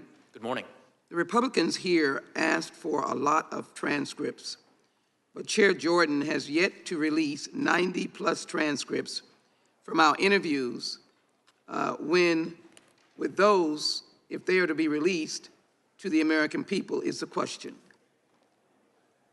My question to you is, you decided, based on the facts, not to prosecute or indict or bring forward charges against the President of the United States, the sitting President, Joseph Biden. Is that correct? That was my judgment. This investigation was independent and thorough. Is that correct? Yes. We have heard from our Republican colleagues who are grasping at straws allegations that President Biden was treated lightly in this investigation. But just a plain reading of this report completely refutes that argument. There was no two-tiered system of justice. There was only a lack of evidence against President Biden. Mr. Hur, your office and the FBI undertook an extensive investigation into Mr. Biden's handling of classified information and of the classified documents the FBI seized, correct? Correct. In your investigation, you conducted 173 interviews of 147 witnesses, correct? That is correct. And President Biden himself was one of those witnesses, correct? Correct. For at least 5 hours or more. Correct. And President Biden engaged in this interview voluntarily. Correct. And the interview with President Biden lasted more than 5 hours. I've said that. That's correct? Correct. And the interview, and it occurred the day, which all should know, after the horrific attack, October 7th, 2023, Hamas attack in Israel, according to a letter from the White House Counsel. Is that correct? The interview spans 2 days, October 8th and October 9th. With the President having to be in and out to deal with an international crisis, and after the interview, he provided handwritten answers to additional questions, correct? Congresswoman, I don't recall the President being in and out during our interview to handle the internet. Let me go on. And President Biden allowed investigators to search his private houses. Is that correct? He did consent to the search of his residence. And your investigation collected 7 million documents for review in your investigation. Is that correct? Correct. And this included emails, text messages, photographs, videos, toll records, and other materials from both classified and unclassified sources. Correct. Correct? And you referred or reviewed President Biden's handwritten notes as well, correct? Correct. And you coordinated with the multiple government agencies to organize and complete your investigation, correct? We consulted with numerous agencies to conduct And that classification reviews of evidence that was seized during the investigation. All right. And that included working with national security experts in the intelligence community to carefully analyze each classified document that was obtained. With respect to marked classified documents, that's correct. We submitted excerpts from the former Vice President's notebooks for classification review. And if agencies reviewed classified material and gave it different levels of classification, you classified it as a higher level for the purposes of your investigation, to be thorough, correct? That is reflected in appendices A and Thank B. you. Use the highest level of classification identified by an agency as the current classification of the document. Let me go on. Attorney General Garland appointed you as special counsel over the matter on January 12, 2023, correct?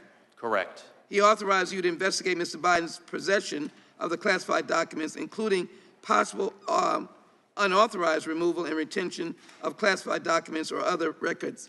Correct. At the Penn Biden Center, President Biden's home, Delaware, as well as any matters that arose from the initial investigation or may arise directly from the special counsel investigation. Is that correct? I believe that accurately reflects the language of the appointment order. So you operated an independent investigation for about a year, which you just stated that you had adequate resources to complete, in which you conducted 173 interviews, included with President Biden himself. You reviewed 7 million documents, including President Biden's personal records, and searched his home thoroughly. And in this thorough, lengthy investigation, you did not uncover enough evidence to recommend prosecution against the president. Is that correct? That's my judgment. And if you had found enough evidence to warrant prosecution, did you feel free, unrestrained by the Attorney General appointed by President Biden to make such a recommendation to the Attorney General? I was aware of the Office of Legal Counsel policy right now, prohibiting sitting presidents from being charged with federal crimes.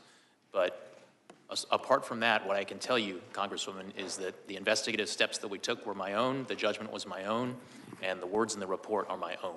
And you would have done so. Regular order, Mr. Chairman. The time of the gentlelady has expired. Mr. Chairman, I'd like to put into the record justsecurity.org, the real Robert Hur report, as unanimous consent. Without objection. The chair now recognizes the gentleman from Florida. 5 minutes. February 8th, the White House. Question, Mr. President, why did you share classified information with your ghostwriter?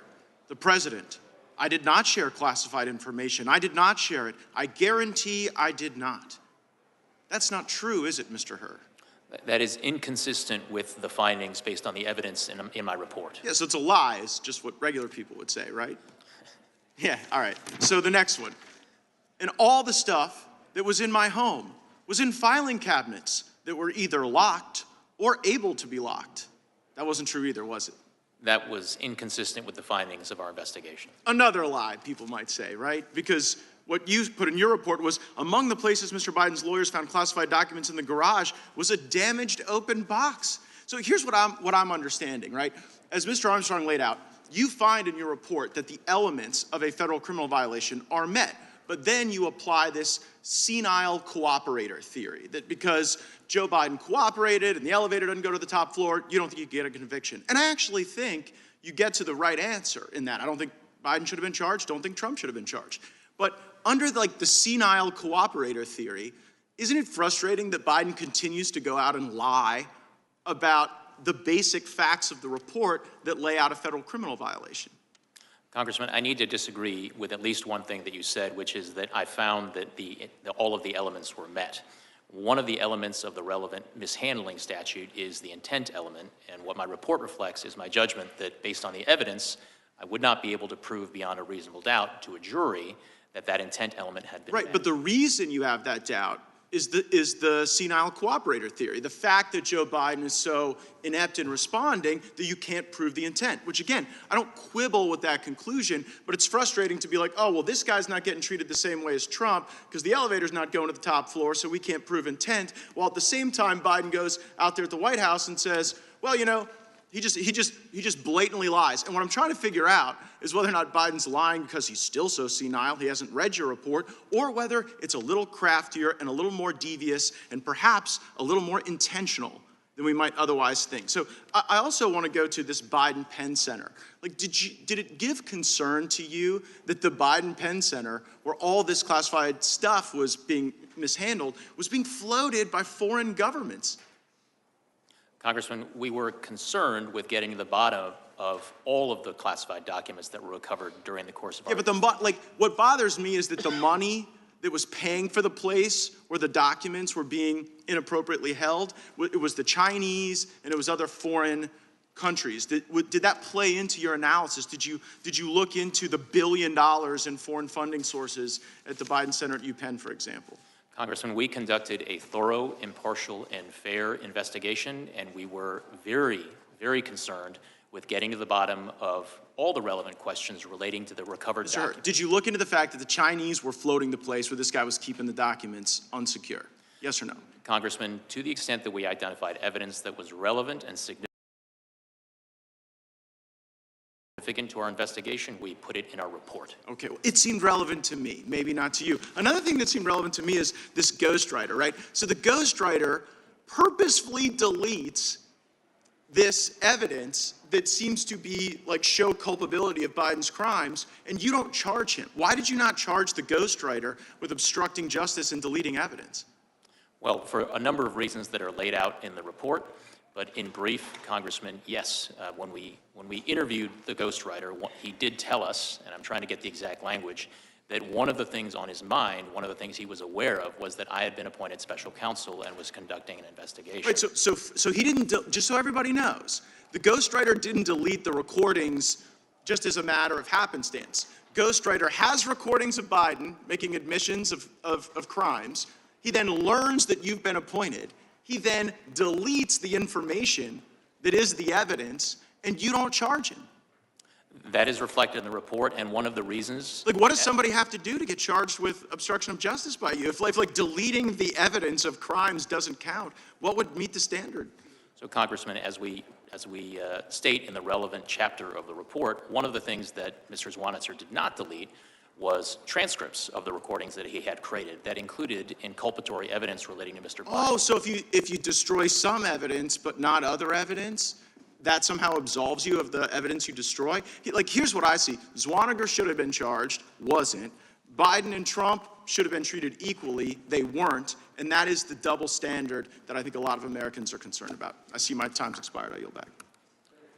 Gentleman yields back. The gentleman from Tennessee is recognized for 5 minutes. Thank you, Mr. Chairman. Mr. Hur, thank you for being here.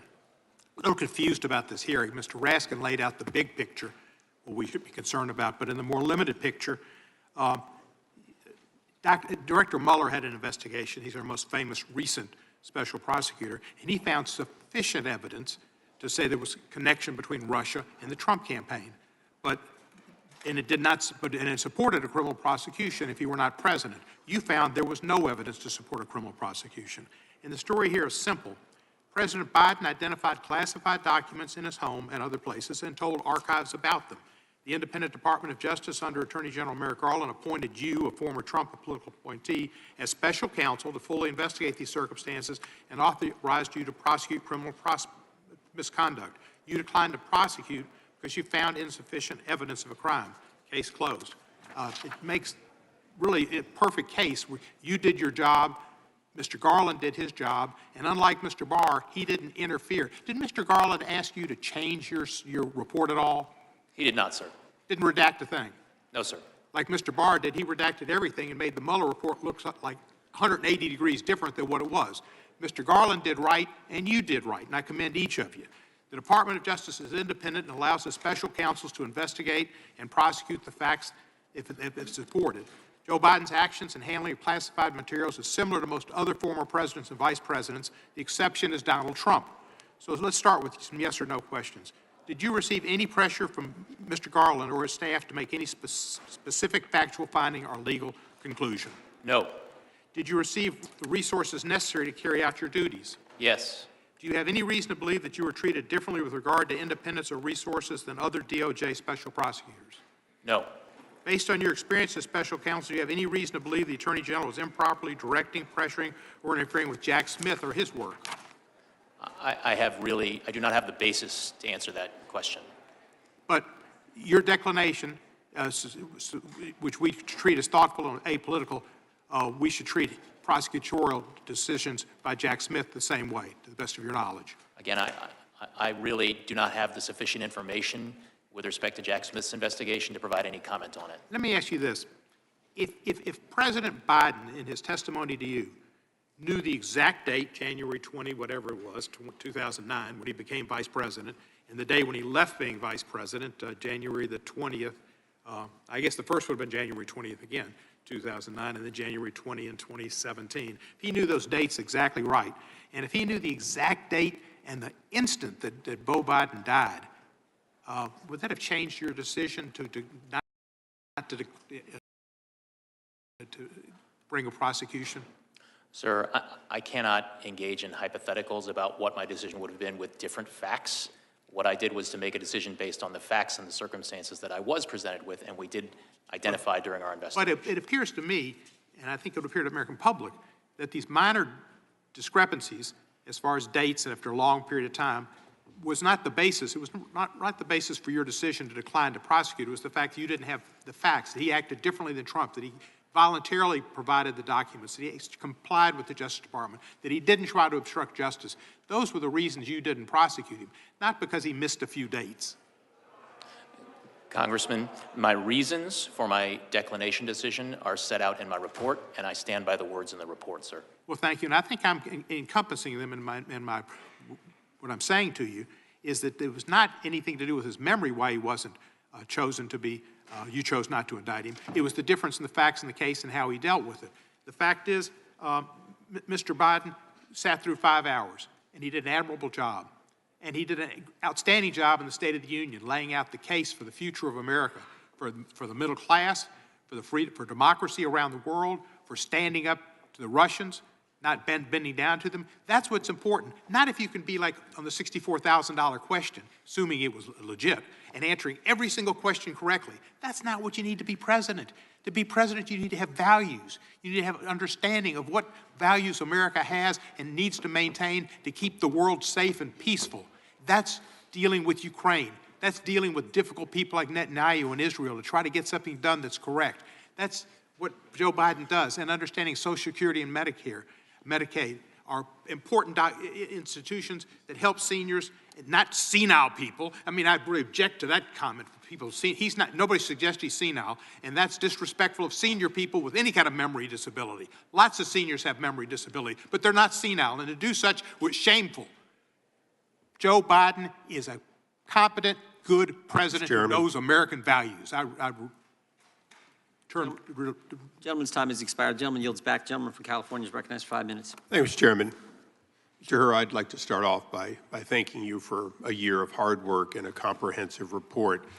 I'm going to try not to provide testimony, as some people on both sides are, or provide conclusions, but I do have some questions that lead me to ask you for conclusions. One question is, were there notes of the President of the United States that dated back to when he was a senator that contained classified information? Among the documents that were recovered during our investigation were marked classified documents that dated back to when Mr. Biden was a senator. When he was in his 30s, 40s, 50s? I believe that's correct. And were there documents from the time that he was vice president? Yes. Okay. So there's been a lot to do about, senility, non-senility, poor memory, and so on. But let's just go through something that you deal with as a prosecutor every day. You first start off with a set of initial evidence that indicates there may have been a crime. Is that right? By the time it gets to you, usually you have some evidence that there may have been a crime. I think that is fair, yes. Okay, and in this case, at some point during this investigation where the elements of the crime, including willfulness, were put before you and you reached a personal conclusion that either there was likely guilt or not. Is that correct? Not provable, not in front of a jury, just personal, because you have to make that decision as part of the case, correct? Correct, and I would say I approach the task as I have been trained to as a prosecutor, which is as on an iterative basis. The investigation is always uncovering new evidence that you incorporate. Right, so both before, during, and at the end, did you reach a conclusion, notwithstanding his current mental state of being an elderly man with a poor memory and so on, that he did in fact deliberately take documents and held them from back when he was a senator, and we're talking about your personal, not that you could prove it, but personally, did you see a pattern that goes all the way back to him being a senator of taking documents, making notes, and taking them and holding them personally? Congressman, I viewed my task as a prosecutor in this matter to are debating the conclusion. I'm not debating the conclusion. I just want to go through one element that I think is important. Look, you've prosecuted people in the past and failed to get a conviction. Is that correct? Correct. Okay, you're not a 1,000 perfect batting average. Okay. I can't say that. Yeah. So you went into cases thinking that you would succeed and you didn't. One might say you probably declined to prosecute ones that you might have either gotten a conviction or gotten a plea on. Would you say that's fair to say over your long career? I think that's fair because I take the rules as set forth in the Justice Manual seriously. However, I'm going to presume that you would never prosecute someone you thought was outright innocent. Correct. In this case, did you reach a conclusion that this man was outright innocent? That conclusion is not reflected in my report, sir. Right. So you did not reach that conclusion, or it would have been in your report. I viewed my task of explaining my decision to the Attorney General as being based on my judgment and my assessment of the evidence. Would a conviction at trial be the probable outcome? And that's I just want to make sure the record is complete in that, because I think it's extremely important. You did not reach an idea that he had committed no wrong. You reached a conclusion that you would not prevail at trial and therefore did not take it forward. Is that correct? Correct, Congressman. Okay. I just want to go through one or two little, these are housekeeping almost.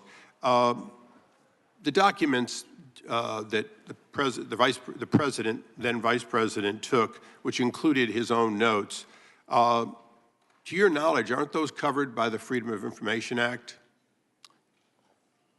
Potentially. I honestly do not know, Congressman. Aren't they covered by the Presidential Records Act, as every note and every text of the president, the vice president, and members of cabinet are covered?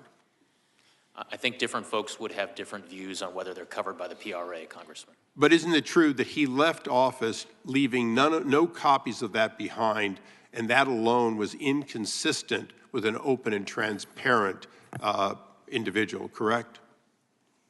I'm not aware of copies of those materials being left behind, Congressman. Okay, I want to thank you, and Mr. Chairman, I want to thank you for the extra few seconds. I yield back. Gentleman yields back. The gentleman from Georgia is recognized.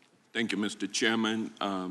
Mr. Hur, you've led a distinguished career, earning your law degree from Stanford University, and you served as a student as executive editor of the Stanford Law Review, correct? Correct. Then you went on to clerk for Judge Kaczynski of the Ninth Circuit, correct? Yes, sir. After that, you ascended to a clerkship with then Chief Justice William Rehnquist on the United States Supreme Court, correct? Correct. And then you later joined the Daddy Bush Department of Justice as a special assistant to known Federalist Society member and now FBI Director Christopher Wray. Isn't that correct? I did spend some time working for former Assistant Attorney General Christopher Wray. And you later joined the Trump Justice Department as the Principal Associate Deputy Attorney General, working as the right-hand man for another known Federalist Society member, Rod Rosenstein. Isn't that correct? I served as Mr. Rosenstein's principal deputy. And then Donald Trump appointed you to serve as U.S. Attorney for the District of Maryland. Is that correct? President Trump nominated me to serve in that position, and I was unanimously confirmed by the United States Senate. That's correct. And thereafter, Attorney General Merrick Garland appointed you to serve as special counsel for the United States Department of Justice to conduct a full and thorough investigation of certain matters to determine whether or not Joseph Biden should be charged with unlawfully removing and retaining classified documents. Isn't that correct? Correct. And nowhere in that order does Attorney General Garland authorize you to conduct an investigation and issue a report on whether President Biden is mentally fit to serve as president. Isn't that correct? That does not appear in the appointment order. And pursuant to your appointment to conclude your investigation, you issued a report that was published by Attorney General Garland, correct? He made it available to Congress, sir. And your report concluded that after a full and thorough investigation, the evidence was insufficient to establish that President Biden had willfully retained classified documents.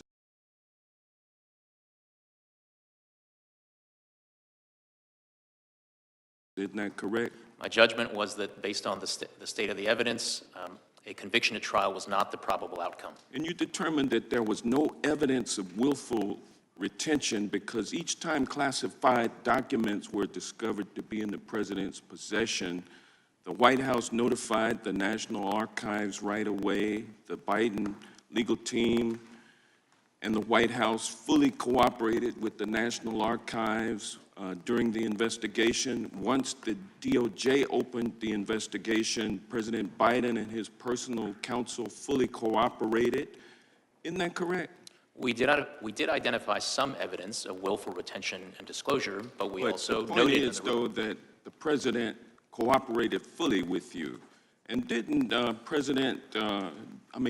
they never tried to hide any documents from you, did they?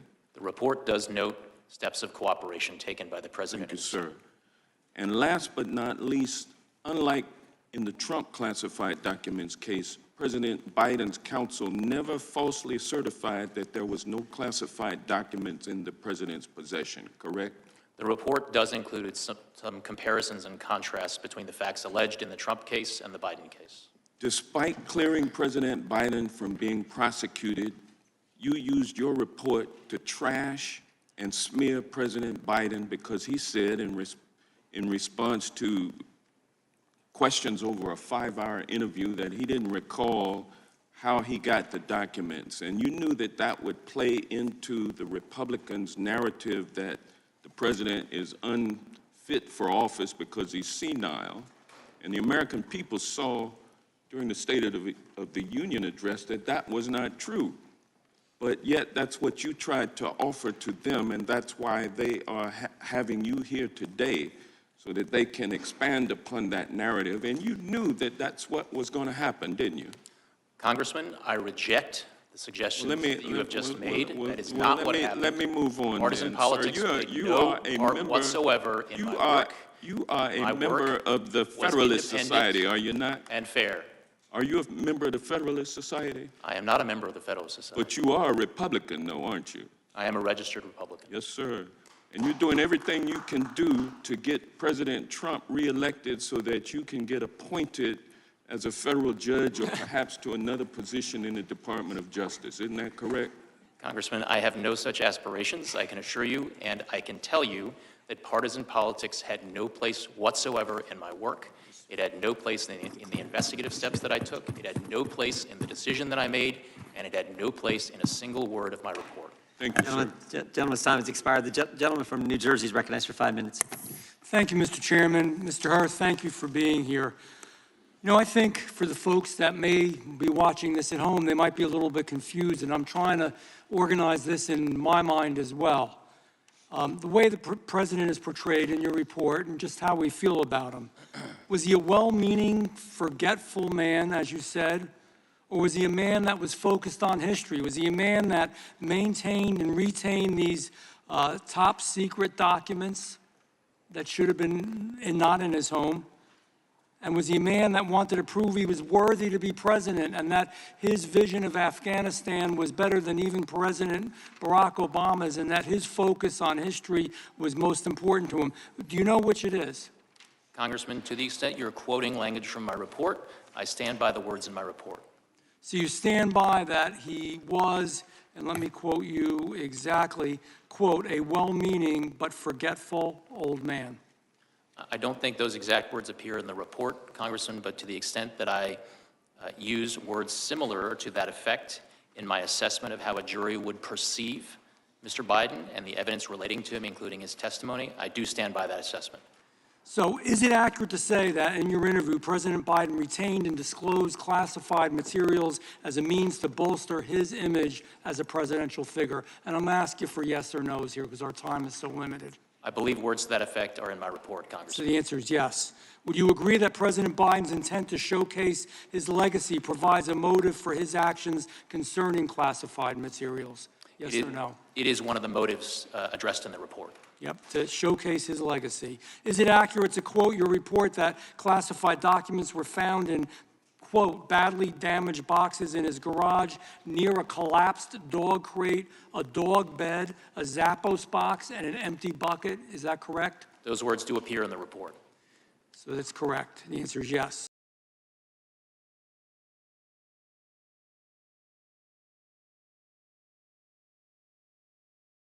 Is established to have willfully, purposefully obtained classified documents in order to highlight his political stature and show his stature as a presidential figure.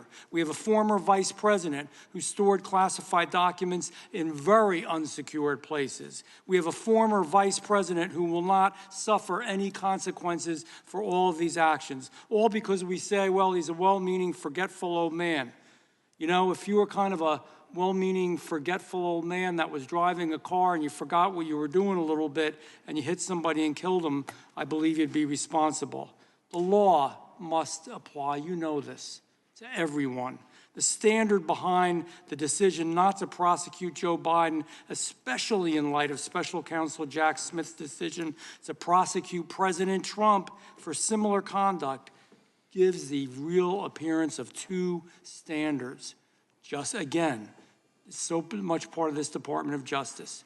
Justice for thee, but not for me.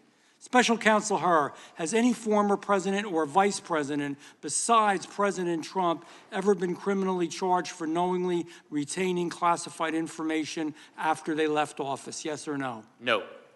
Would you concur that Special Counsel Smith's decision to charge a former president for retaining and disclosing classified information was an extraordinary, unusual, and unprecedented decision? I will not comment on that matter. Well, I'm going to comment. The answer is yes. Special Counsel Hur, these two reports are the culmination, in my mind, of the Department of Justice's two standards, and an example, again, of the Justice Department being weaponized against conservatives. You know, there's another piece to this, too. While I have just a few seconds.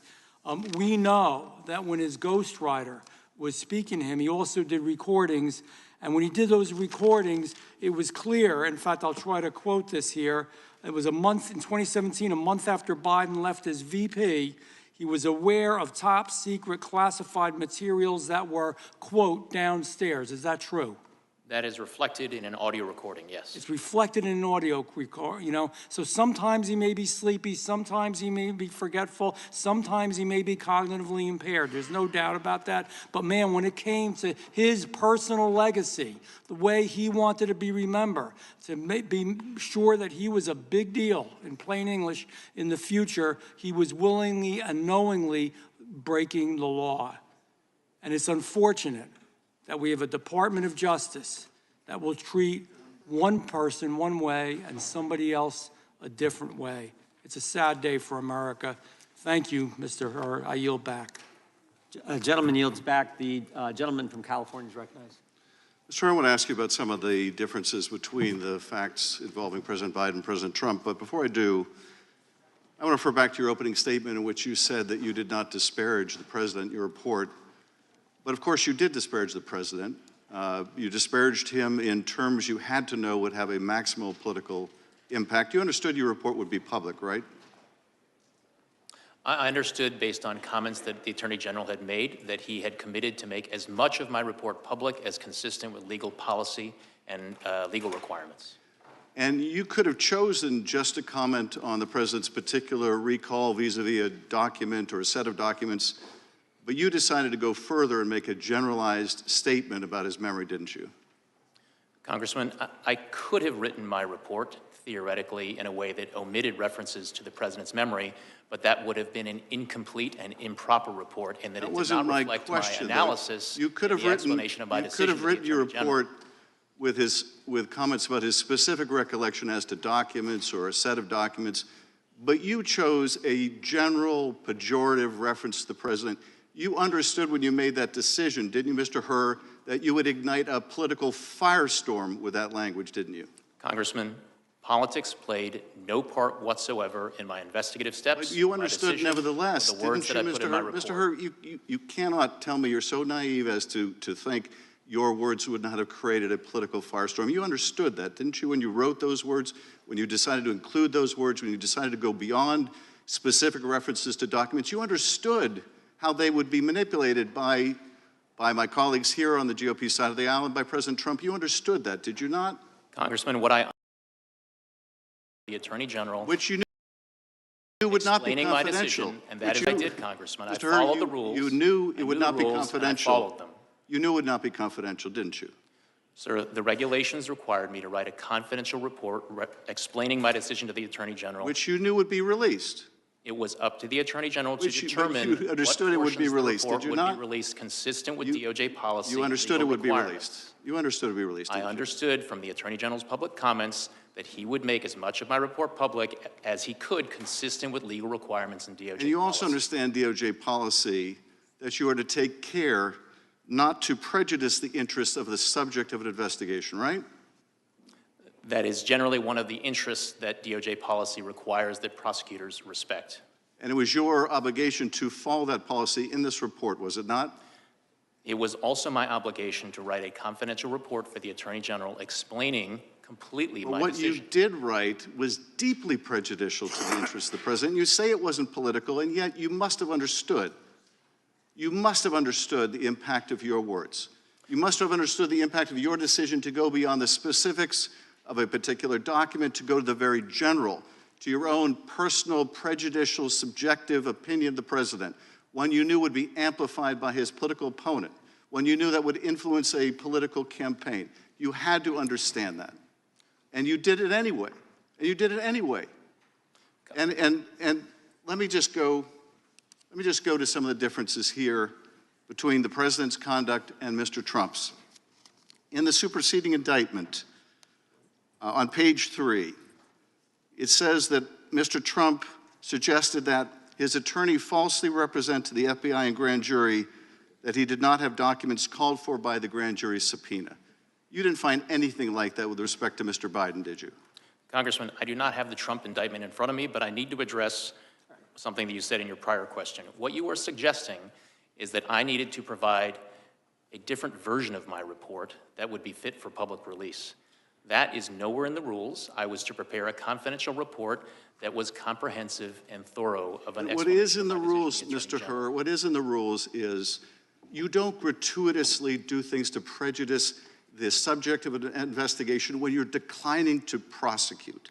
You don't gratuitously add language that you know will be useful in a political campaign. You were not born yesterday. You understood exactly what you were doing. It was a choice.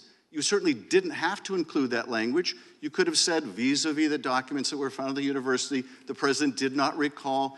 There is nothing more common. You know this, I know this. There is nothing more common with a witness of any age when asked about events that are years old to say, I do not recall. Indeed, they're instructed by their attorney to do that if they have any question about it.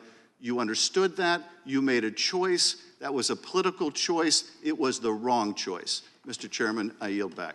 Gentleman yields back. The gentleman from Arizona. Did special counsel wish to respond to that final question? Yes, Congressman, what you are suggesting is that I shape, sanitize, omit portions of my reasoning and explanation to the Attorney General for political reasons. No, I suggest that you not shape your report for political reasons, which is what you did. That did not happen, Congressman. That did not happen. Gentleman yields back. The gentleman from Arizona is recognized for 5 minutes. Thank you, Mr. Chairman. Thank you, Mr. Hur, for being here. And thank you for your report. I've read it. And I think where you and I might have disagreements, there may be matters of opinion and not necessarily the facts as you reported them. So I want to go over the elements of the offense that seem to have at least struck my craw is the where you put in here twice that the jury would not likely to find intentionality on the part of disclosure in particular. So I want to talk about that for a second. So if it's not willful, we might say an accident, something negligent, careless, that would not necessarily rise to willful or intentional or purposeful, right? Those are different standards of intent under the law. Yes, sir. Yeah. So when President Biden misplaced 30 briefing documents in 2010 that had classified material, and they're not sure even if they ever got them all back, or when he was in the Hamptons at a party and he lost what they were calling code words, which is high security information, that wasn't necessarily willful. There was no indication that he purposefully did that. Accidental, negligent, willful, right? As reflected in the report, there were certain categories of documents where when we looked into them and investigated how they got to where they ended up or how they ended up being misplaced, we did not identify evidence of willfulness. Yeah, and so if something's willful, you wouldn't say it's ignorant, it's not incompetent, it's not accidental. We'd say something like it's willful, it's intentional, it's purposeful. It indicates really a choice, that you have made a deliberate, conscious decision to act in a certain way. Is that fair? That is fair, Congressman, and as I explained in the report, the standard, the willfulness standard basically can be boiled down to the following things: that you know that what you are doing is against the law when you do it. Correct. So let's take a look at it. And this has been brought up before in February of 2017. He's having the discussion with the ghostwriter. He says, he's at the Virginia House at this point. He says, I just found all the classified stuff downstairs, right? So he knows he's got classified stuff, right? 2 months later, in April, he's at a different location, is my understanding. I think he's now up in Delaware. And as you look at let's look at 105, 106 here. He says, Biden reads from a different notebook entry. He reads aloud from notes summarizing a range of issues. We're talking about U.S. military views expressed there by the intelligence community, the DNI, CIA director. And while he's reading those notes, he says, I can't read my own writing. Do you have any idea what the heck I'm saying here? He asked the ghostwriter. Ghostwriter says, well, something, blah, blah, blah. And Biden says this: some of this may be classified, so be careful. Some of this may be classified, so be careful. Now, my immediate response was, okay, so he knows he's got classified docs. He's looking at this, he can't read it. He's giving this to somebody he knows has no security clearance. So he says, hey, read this, but be careful, it might be classified. The next thing, and the guy says, okay. Next thing he says, well, I don't know if it's classified or not. I'm suggesting to you, and this is where you and I have a difference of opinion, when you say something like, hey, look, this may be classified, be careful. That warning to be careful because it may be classified, that indicates guilty knowledge. That indicates he might know something more than he otherwise would have. And it indicates, then they go on and they read it. As you point out here, he reads classified information, and it's still classified today. That's on page 106. So when you look at this, it's hard for me to say, well, he was ignorant, he was incompetent, he was accidental. No. He had guilty knowledge. He knew and told the guy that he's going to expose that classified material to, hey, be careful. Be careful. It may be classified. That indicates something a little bit more than mere knowledge. It indicates that he has some intent there. Because the next thing he should have said is, hey, I don't know if it's classified, but we're going to skip over this until that's resolved. He didn't do that. What he said is, read it anyway. Yield back. Gentleman yields back. The gentleman from California is recognized for 5 minutes. Mr. Hur, I was moved by your parents' immigrant story and how that has shaped you. And their story is a story that so many of us know through our constituents. It's a story of America. It's a story that the guy who appointed you would end if he was in charge again. It's a story that most of the folks on the other side of the aisle seek to block every day in this room, but it's a story that's persuasive. You want your report to be received with credibility, is that right? My goal was to provide a thorough explanation of my decision to the Attorney General as I was required to do. And as I said in my opening statement, I felt that I needed to show my work. And you want to be received as credible, right? That would be helpful and laudable, yes. Well, a lot has changed since 2018 for the person who appointed you, former President Trump. Since you were appointed, he was impeached for leveraging $350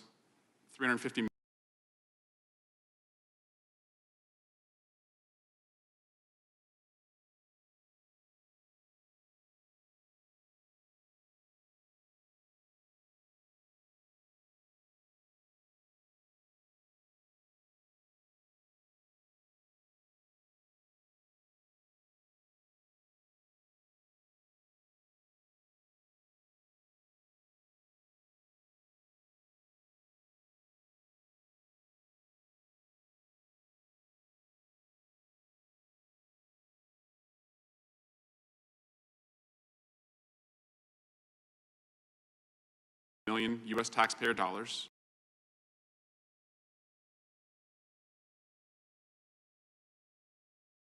I want to first see if you will pledge to not accept an appointment from Donald Trump if he is elected again as president. Congressman, I'm not here to testify Seems like an today easy about answer, what will happen in the considering future. what I just laid out. I'm here to talk about the report and the work that went into it. And But you don't want to be associated with that guy again, do you? Congressman, I'm not here to offer any opinions about what may or may not happen in the future. I'm here to talk about the work that went into the report, which I stand by. There were no limits on you as to what you could charge President Biden by the Attorney General, is that right? The decisions that I made that are reflected in the report are my own. And you did not bring any charges, is that correct? Correct. There were no limits on John Durham and his investigation of the prior administration when he was special counsel, is that right? I don't believe I have the information required to answer the question about the Durham investigation. Well, he sat in the same chair that you're sitting in. He told us that he also investigated President Biden and President Obama and did not bring any charges. President Biden sat for an interview with you over 2 days for approximately 10 hours, is that right? A little over 5 hours, Congressman. Over 2 days? Correct. You know, that's in sharp contrast to a guy who did not sit for an interview when the Mueller investigation took place, that was Donald Trump, did not sit for an interview when he was impeached in this committee room by the Judiciary Committee, did not sit for an interview when the second impeachment occurred and he was invited to sit for an interview for his role in January 6th, and did not sit for an interview in the January 6th case or the classified documents case. Chairman also has not sat for an interview in his own subpoena, but Joe Biden has. I now want to turn you to the transcript and day 1, page 47. You said to President Biden, you appear to have a photographic understanding and recall of the House. Did you say that to President Biden?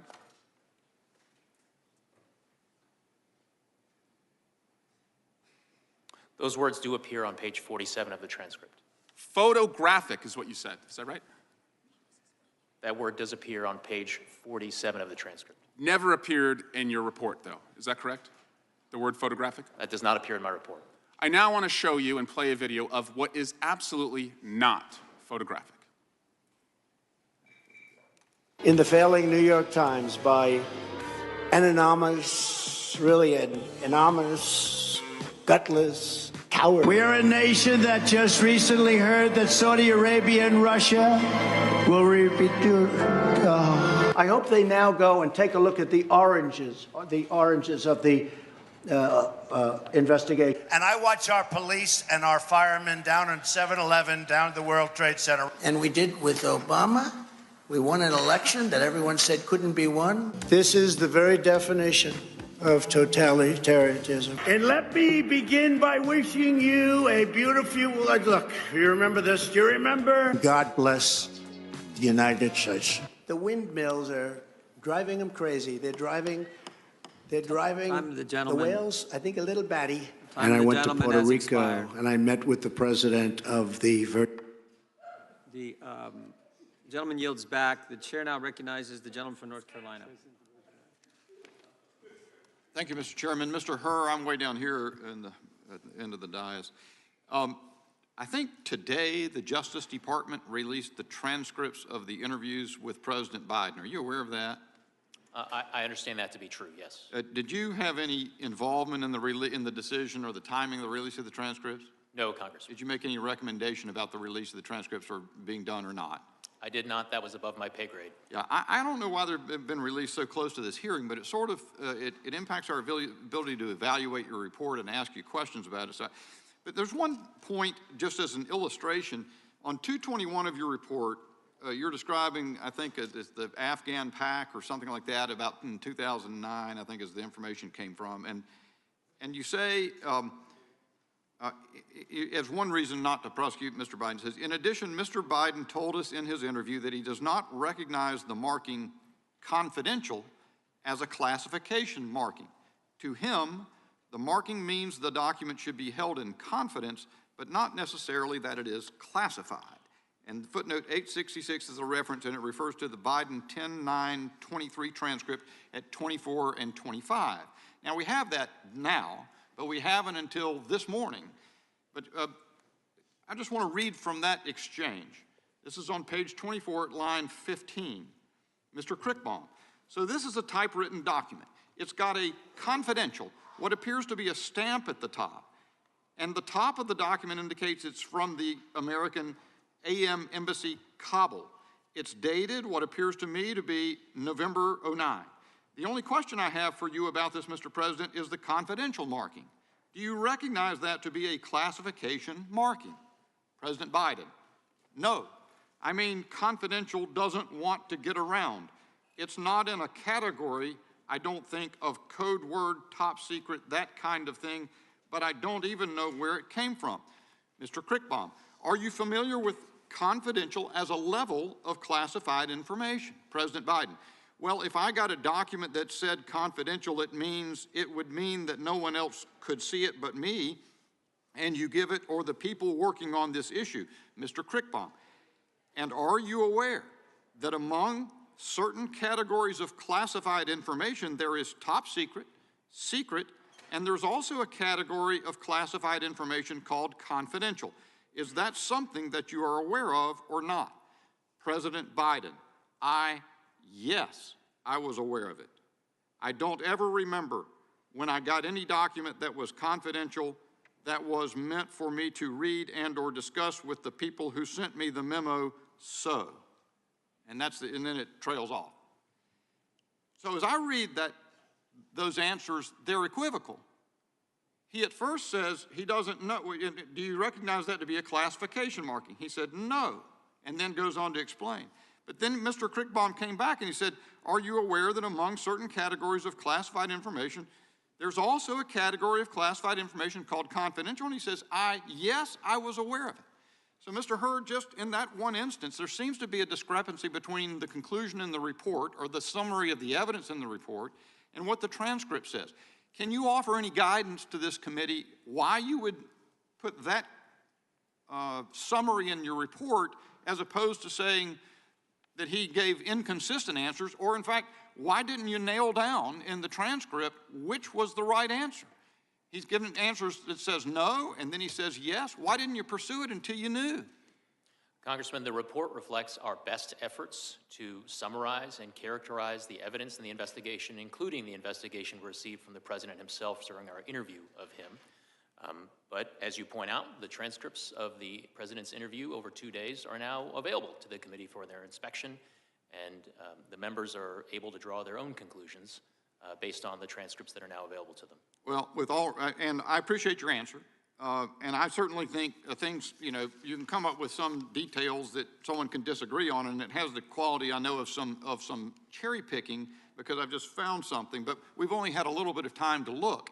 I don't think it serves this process well for the Justice Department to dump these transcripts into the public right now. If they were going to be released, they should have been released at a proper time. And I think I'll leave it at that, Mr. Chairman. I'll yield back. The gentleman yield? The gentleman yield? I will yield to the chairman. Just real quick, Mr. Hur, someone earlier said, said something about changing the facts. You said, I'm not going to change the facts, but let's keep the facts the same, but change the subject. If you had the same facts and the individual that you were investigating was 65 and had a good memory, do you reach the same conclusion? Congressman, as I responded earlier to a question along these lines, I am not here to entertain hypotheticals about facts or circumstances that may be different. What I did was assess the evidence and the facts that I obtained in this investigation and make a judgment based on this set of evidence. Fair enough. The chair now recognizes the gentlelady from Washington for 5 minutes. Thank you, Mr. Chairman. Special Counsel Hur, thank you for being here. Thank you for your work. In your investigation, you reviewed more than 7 million documents and conducted 173 interviews of 147 witnesses, including President Biden. Is that correct? Yes, Congresswoman. And your 15-month investigation cost several $1 million and resulted in an assessment that, quote, no criminal charges are warranted in this matter. Correct. So this lengthy, expensive, and independent investigation resulted in a complete exoneration of President Joe Biden. For every document you discussed in your report, you found insufficient evidence that the president violated any laws about possession or retention of classified materials. The primary law that you analyzed for potential prosecution was part of the Espionage Act, 18 U.S.C. 793E, which criminalizes willful retention or disclosure of national defense information. Is that correct? Congresswoman, that is one statute that we analyzed. I need to go back and make sure that I take note of a word that you used, exoneration. That is not a word that I'm appears going in to the report, continue and with that's my not part of my questions. task as a I'm going to continue prosecutor. with my questions. The I judgment know that I that the received, term. I ultimately reached I related know to that whether the term. sufficient evidence existed such that the likely You didn't- outcome you would exonerated be a him. conviction. I know that did the not term exonerate him. willful That word does not appear in retention the has a. report, Mr. Hur, it's my time. Thank you. I know that the term willful retention has a particular legal meaning, and I want to make sure that that meaning is absolutely clear to the American people before we go any further. As you wrote in your report, to prove as a matter of law that the president, quote, willfully retained any documents, you would need to prove beyond a reasonable doubt two elements. First, that the president knowingly retained or disclosed national defense information, and second, that he knew that this conduct was unlawful. Is that correct? That's correct. And to be And I'm sorry, Congressman, that it was national defense information. That's an important third element. Okay, thank you. To be very, very clear, you did not find sufficient evidence to prove either of those elements beyond a reasonable doubt to show that Mr. Biden willfully retained any of the classified national defense materials that were recovered during your investigation, correct? My conclusion was that the admissible evidence was not sufficient to make conviction at trial a probable outcome. Not sufficient. Thank you. Let me ask you about a few specific examples so the American people are clear.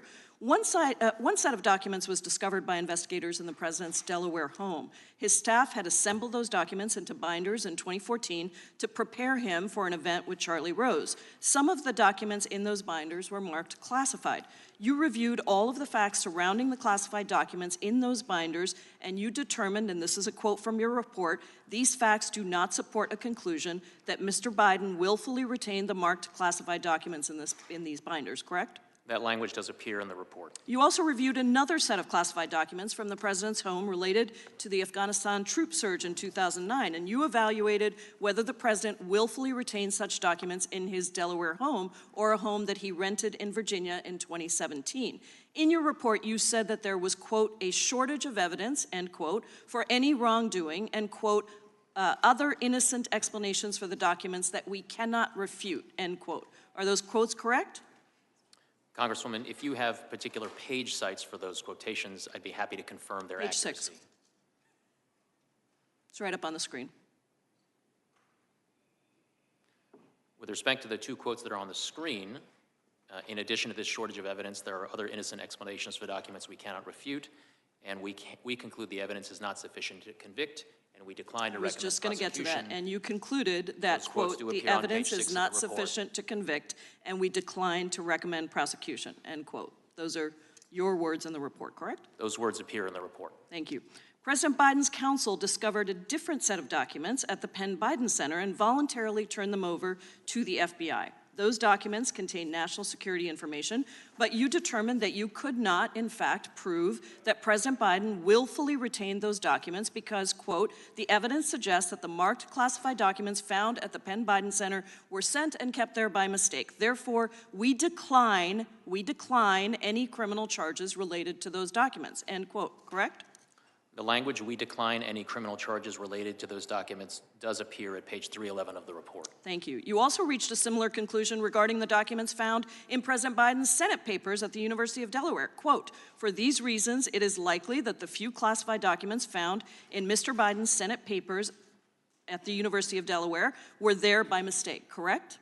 That language does appear at page 325 of the report. So it seems to me that the crux of the report, the main story, is that you found insufficient evidence to prove beyond a reasonable doubt that President Biden willfully retained any classified materials. That is the story of this report. And I yield back, Mr. Chairman. The gentlelady yields back. The gentlelady from Indiana is recognized. Thank you, Mr. Chairman. I just thank you, Special Counsel, for being here. If there is any legacy, you obviously see that there was a willful retention of these documents, but it's interesting for me that when you talk about sympathetic, well-meaning older man with poor, elderly man with a poor memory, it seems like every attorney would advise you to be sympathetic and be well-meaning, and it seems like the whole FBI needs to do, based on my hearings here, I need to do check on amnesia because everyone says doesn't recall. So it seems to me that it might have been something way more in his recollection. There's a typical I don't recall, because that's what everything's like, that's I've learned it here. So is there something more than that, that just I don't recall something for you to actually decide? Because it seems that this is the core of the whole investigation. Why didn't you pursue further the charges? Congresswoman, my judgment as to how a jury would likely perceive and receive and consider evidence relating to all the evidence that would be put in by both the government and the defense at trial, it was based on a number of different sources, from documents, including various recordings, some of them from the 2016-2017 timeframe, some from our interview with the president in October of 2023. I think what you're asking about specifically is how the president presented himself during his interview in October of last year. And of course, I did take into account not just the words from the cold record of the transcript, but the entire manner in living color, in real time, of how the president presented himself during his interview. Hopefully he didn't outsmart you and all of us. But before I yield, I just wanted to actually just comment on something, Mr. Raskin mentioned about, us not remembering communists. I actually grew up under communists, and I have a very good recollection what it is. And unfortunately, Deterrence on the rise, on the march, which he said, unfortunately, they've been emboldened by, President Obama, now by President Biden too. And unfortunately, our government and Department of Justice is really now resembles, a tyrannical government. It's sad for me to see that, but I'm going, and with a really double standard what we have there, but I'm going to yield to Chairman Jordan the rest of my time. Thank the gentlelady for yielding. Mr. Hur, during your one-year investigation, did you have communications with the White House and the White House counsel in particular? Yes. I think you had I got 5 letters that they, and they communicated with you regarding your investigation. Is that accurate? We received a number of letters from White House counsel's office, and as well as the president's personal counsel. Right, they're either special counsel or personal counsel, I see, who signed the letters. And did the White House get the report before the report was made public? We did provide a draft of the report to the White House counsel's office and members of the president's personal counsel team for their review. No, I understand. And did the White House then, once they got the report before it went public, did the White House try to weigh in with your investigation on elements of that report and, frankly, get the report changed? They did request certain edits and changes to the draft report. Yeah, I see that in the February 5th letter. Did they only correspond with you? I'm sorry, Congressman, are you asking if they corresponded with anyone else on my team? Once you gave the report to the White House, yes, they saw changes. I have one letter here that's addressed to you on February 5th. And they said, we're pleased that after more of a year of investigating, you've determined, they respond to the report.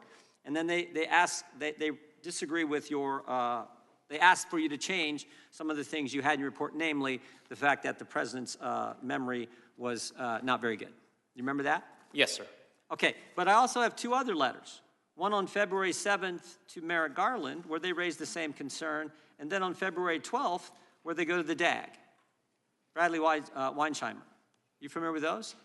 I am familiar with those letters. Bradley Weinsheimer is an assistant or associate deputy attorney general. Right, associate DAG, the ADAG, right? Yes. And Merrick Garland, of course, is the attorney general. So yes, you're familiar with the fact that they went over your head? They were certainly entitled to write whatever letters they wished to Mr. Weinsheimer and to the attorney general. I just find that interesting.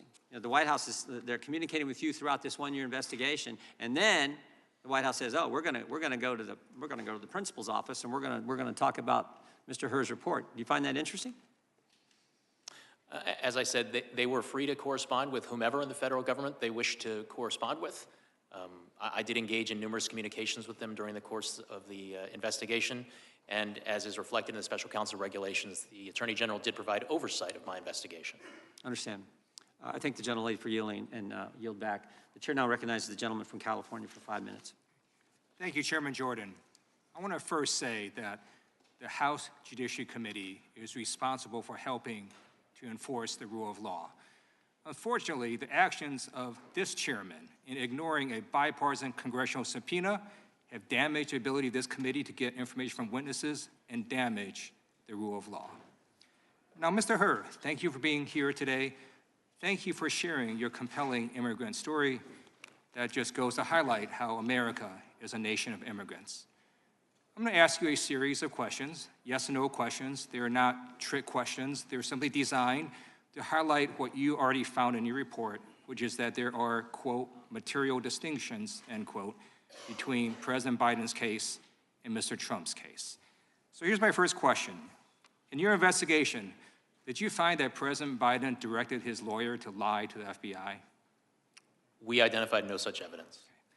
Did you find that President Biden directed his lawyer to destroy classified documents? No. Did you find that President Biden directed his personal assistant to move boxes of documents to hide them from the FBI? No. Did you find that President Biden directed his personal assistant to delete security camera footage after the FBI asked for that footage? No. Did you find that President Biden showed a classified map related to an ongoing military operation to a campaign aide who did not have clearance? No. Did you find that President Biden engaged in a conspiracy to obstruct justice? No.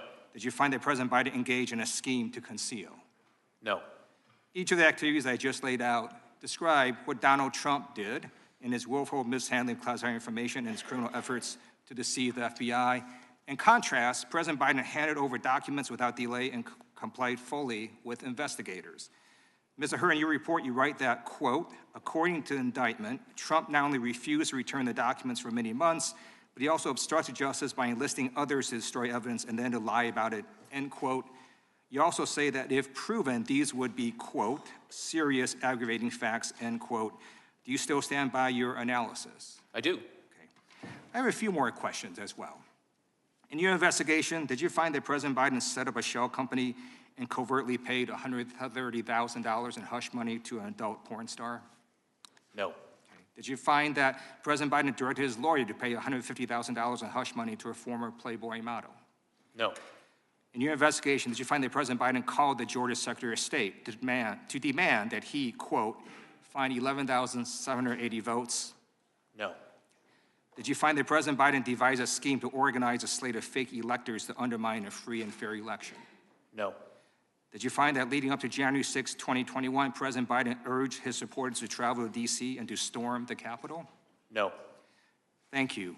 Each of these activities I laid out describe what Donald Trump did, his efforts to bully election officials, overturn the results of the election, and deceive the American people. That is why Donald Trump has been indicted in not just one, not just two, not just three, but 4 criminal cases. I yield back. Gentleman yields back. The gentleman from Wisconsin is recognized for 5 minutes. I just want to go do a little repetition, Mr. Hur, in regards to the chairman's questions from a few minutes ago.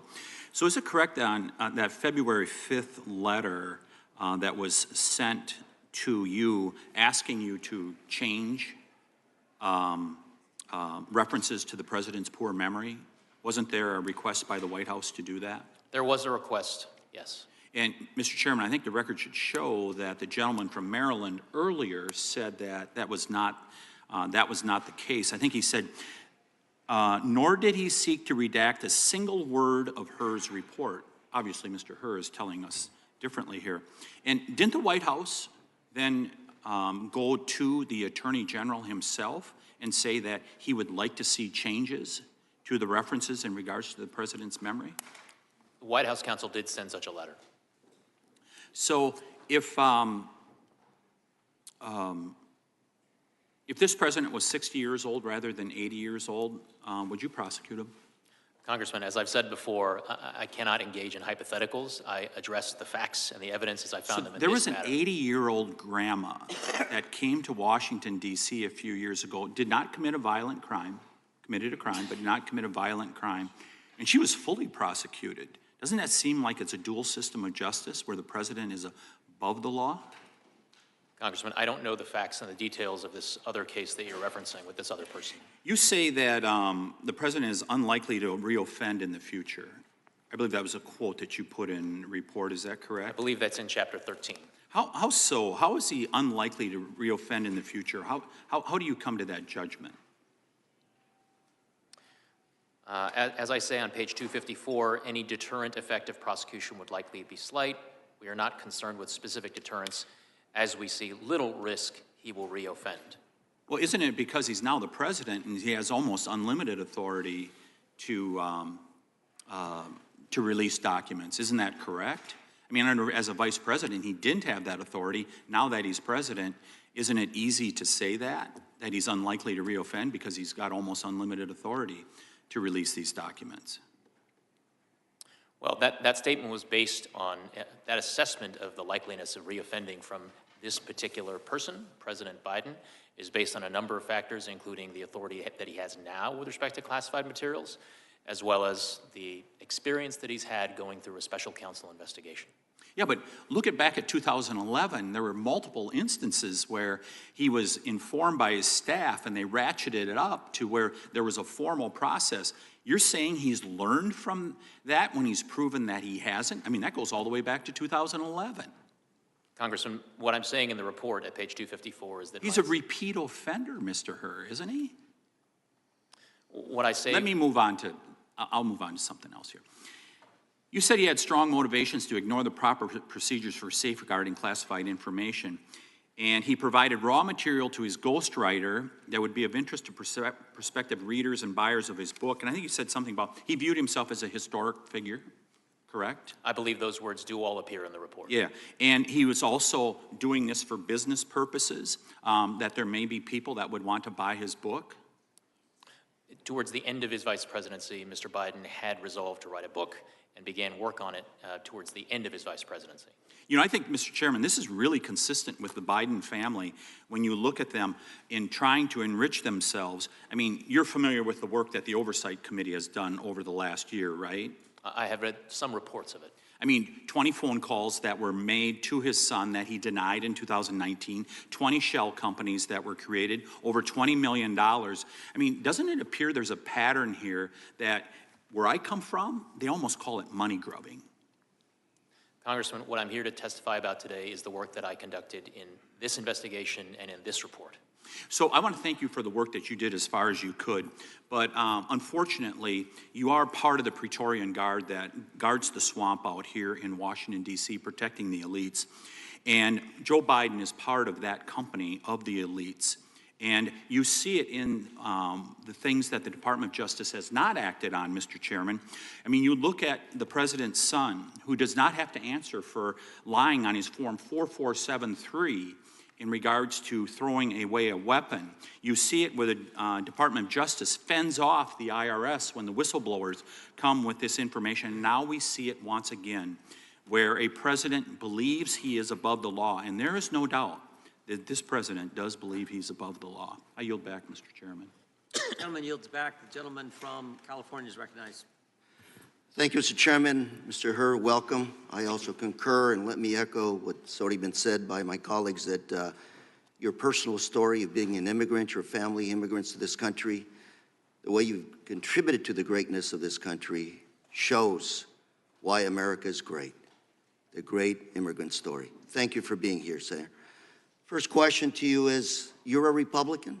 I am, sir. Does that stop you from a thorough and fair investigation? I certainly hope not, and I know not.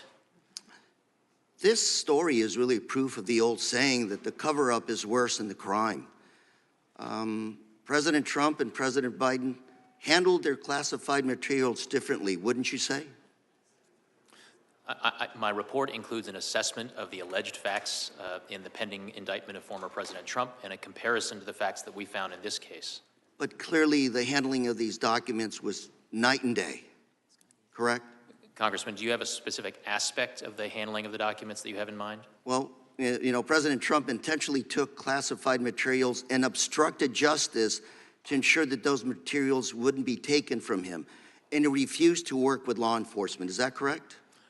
My report reflects no findings of obstructive conduct on the part of President Let me ask you another question. President Trump has been indicted in the U.S. District Court of Southern Florida on 40 counts related to his possession of classified documents. Is that correct?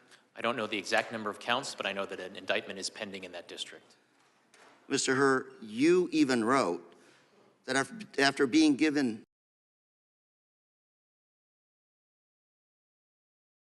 a number of chances to return classified documents and avoid prosecution, President Trump allegedly did oppose. And according to the indictment, He not only refused to return those documents over for many months, but he also obstructed justice by enlisting others to destroy evidence and lie about them. Compare and contrasting to President Trump turned classified documents over to the National Archives and the Department of Justice, and he consented to searching his home and other locations. Wouldn't you say that's night and day when it comes to cooperation with law enforcement?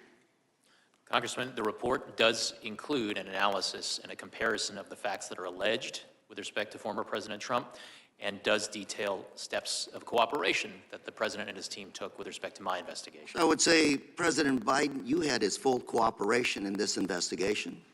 The report includes cooperative steps that the President took. Would this be a factor in your decision to prosecute? It was a factor, and I explained it as such in the report, Congressman. And you stated that the recommendation not to prosecute had nothing to do with the Department of Justice policy not to indict the sitting president. Is that correct? What the report says that even if it were not current Department of Justice policy that a sitting president may not be indicted on federal crimes, I would reach the same conclusion that criminal charges are not warranted. Mr. Hur, have you set new precedent here today? To the extent that the Department of Justice makes enforcement decisions or non-enforcement decisions in particular cases, those are precedents. Those are events that future prosecutors do look to in an endeavor to make sure that federal law is applied consistently over time. Mr. Hur, I'd say, based on your education and your career experience, you're a very, very competent prosecutor, a very, very well-prepared attorney. I'm going to ask you one more time. Does the fact that you're a Republican, does that stop you from a thorough and fair investigation? No, partisan politics had nothing to do with the work that I did or the report that I wrote or the decision that I reached. Thank you very much for being here. And Mr. Chairman, I yield. Gentleman yields back. Gentleman from Wisconsin is recognized. Attorney Hur, Webster's dictionary defines senile as exhibiting a decline of cognitive ability, such as memory associated with old age. Mr. Hur, based on your report, did you find that the president was senile? I did not. That conclusion does not appear in my report, Congressman. You felt, though, that the president's memory or lack thereof was a critical reason to decline prosecution. The reason I'm asking this is whether you believe the president would be fit to stand trial, or do you think his lawyers would argue his incompetence to stand trial due to his state of mind? Also, you know, was he in a place to actually be questioned? Congressman, my report, to the extent that it addresses the president's memory gaps that we identified in the evidence that we obtained during our investigation, they are addressed in the context of determining how the jury would perceive, receive, and consider evidence relating to whether or not the president had willful intent when it came to retaining or disclosing national defense information. Very good. I'd like to focus my questioning on Chapter 14 of your report, the classified documents found at the Penn Biden Center. You state in your report that the documents found at the Penn Biden Center were the most highly classified, sensitive, and compartmentalized materials recovered during your investigation. Is that correct? That is correct. Many of the documents came from Mr. Biden's West Wing office. That's also correct, isn't it? I believe that is reflected in the report. Did you ask if he had packed the boxes himself? I believe that was one of the questions that we asked, and that is reflected in the transcript now available to the committee. I think it's important. How would you characterize the packing of these boxes? Was it slow and meticulous, or were they packed in haste without much scrutiny at all? I don't recall off the top of my head exactly how he characterized it, but I think the gist of the evidence is that the manner in which files were packed up and moved out at the end of the Obama administration was in something of a rushed manner.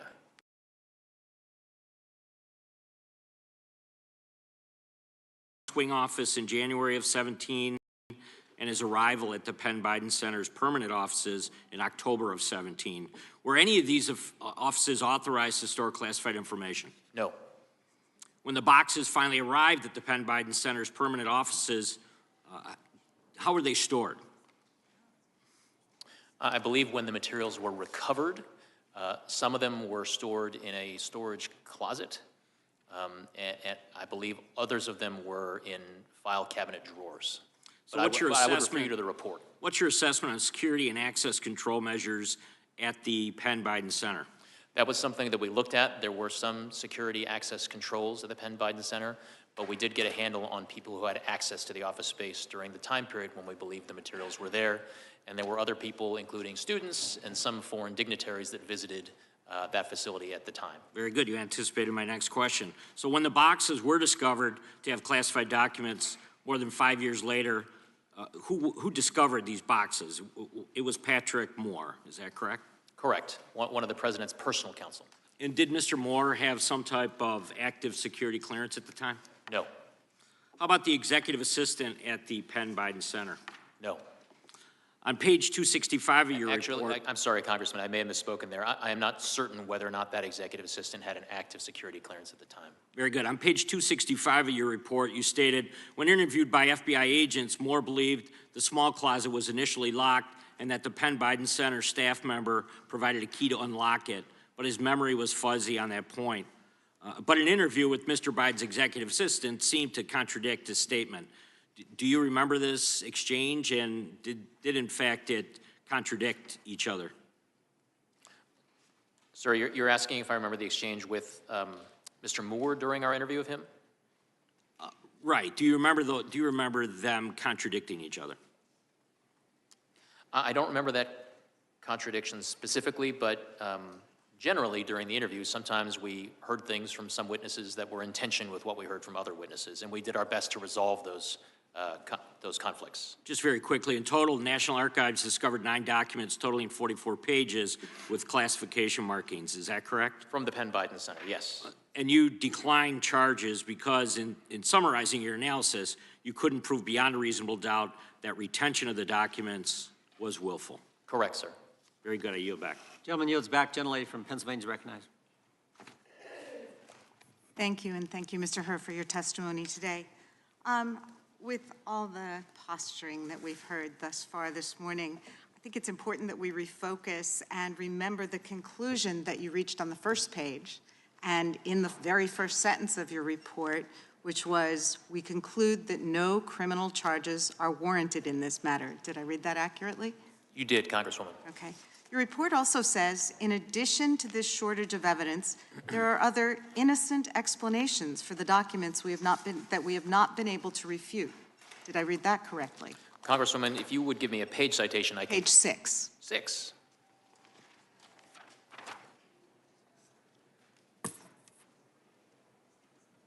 Yes, I see that language on page 6. Okay, thank you.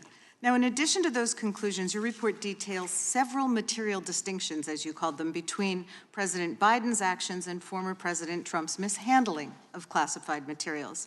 The facts are that President Biden cooperated with your investigation. Is that correct? He did. And his team notified authorities when they discovered classified documents, and he turned them over immediately. Is that correct? Yes. He consented to multiple searches of his home and other properties. Is that correct? Correct. And he voluntarily sat for an interview with you. Is that correct? Correct.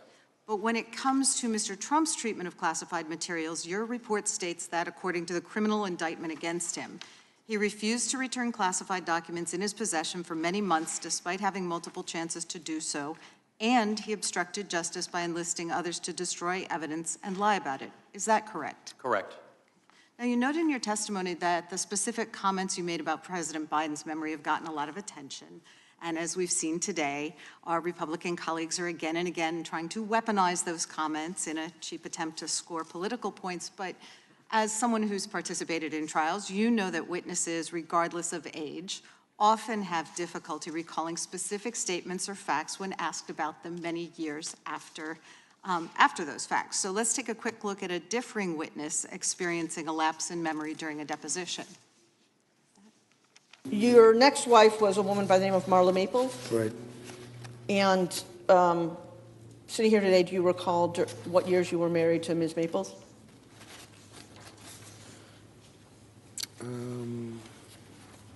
I'd have to get the exact dates for you. I can do that. Am I correct that you married your current wife in January 2005? I don't know relative to that tape. And what years were you the owner of the Plaza Hotel? I don't know the years.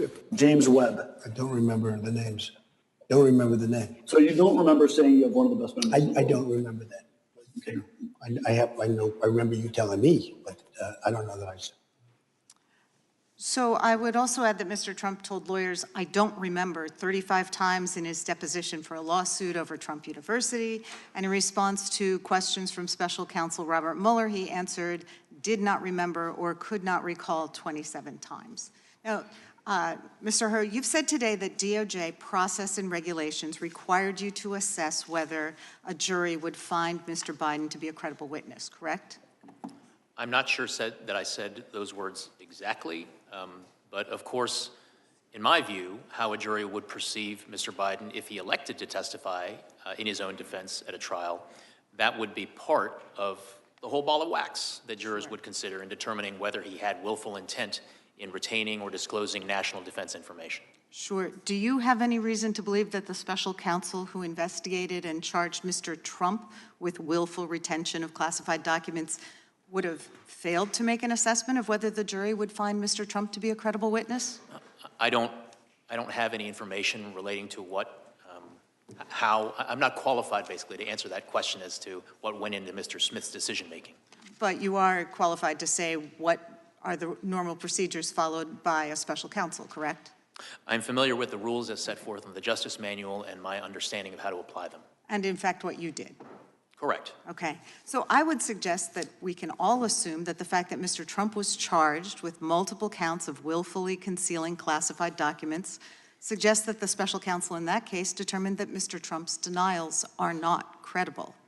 At this point, I would ask unanimous consent to enter into the record an excerpt from the committee's transcribed interview with Stephen D'Antonio, former assistant director in charge of the FBI Washington field office on July 7th, 2023, in which he explained the urgency for the FBI to retrieve and secure classified documents from Donald Trump's estate because they contained national security information that should not be viewed by anyone without the proper security clearance. Even Mr. D'Antonio himself could not view the documents given their high security clearance, despite being the assistant director in charge of the FBI Washington field office.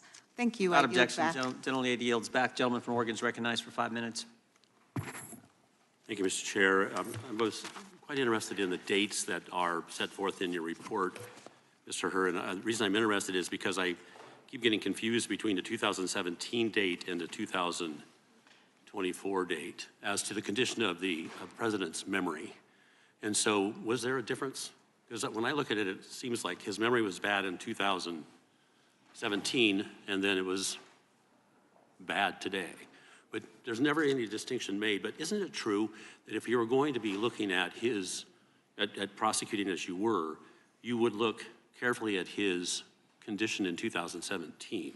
Isn't that the proper time? Because I think you say in your report that your best case, I think you call it out, the best case for charges would rely on Mr. Biden's possession of Afghanistan documents in his Virginia home in February 2017 when he was a private citizen and when he told his ghostwriter he just found classified material. That's the best case as you say it. Yes. And then you work your way through a series of defenses against your best case. So you were looking at his condition in 2017. And do I have that right? You do, Congressman. And his memory was bad then. We can draw our conclusions whether it improved over the next 6 years or not. But I just want to make sure it's clear that we're looking at his condition in 2017, which you then find as you go through the list of defenses that is his memory is bad, his memory is bad, his memory is bad. There's about 6 or 7 defenses here. And so what it gets me to is this question.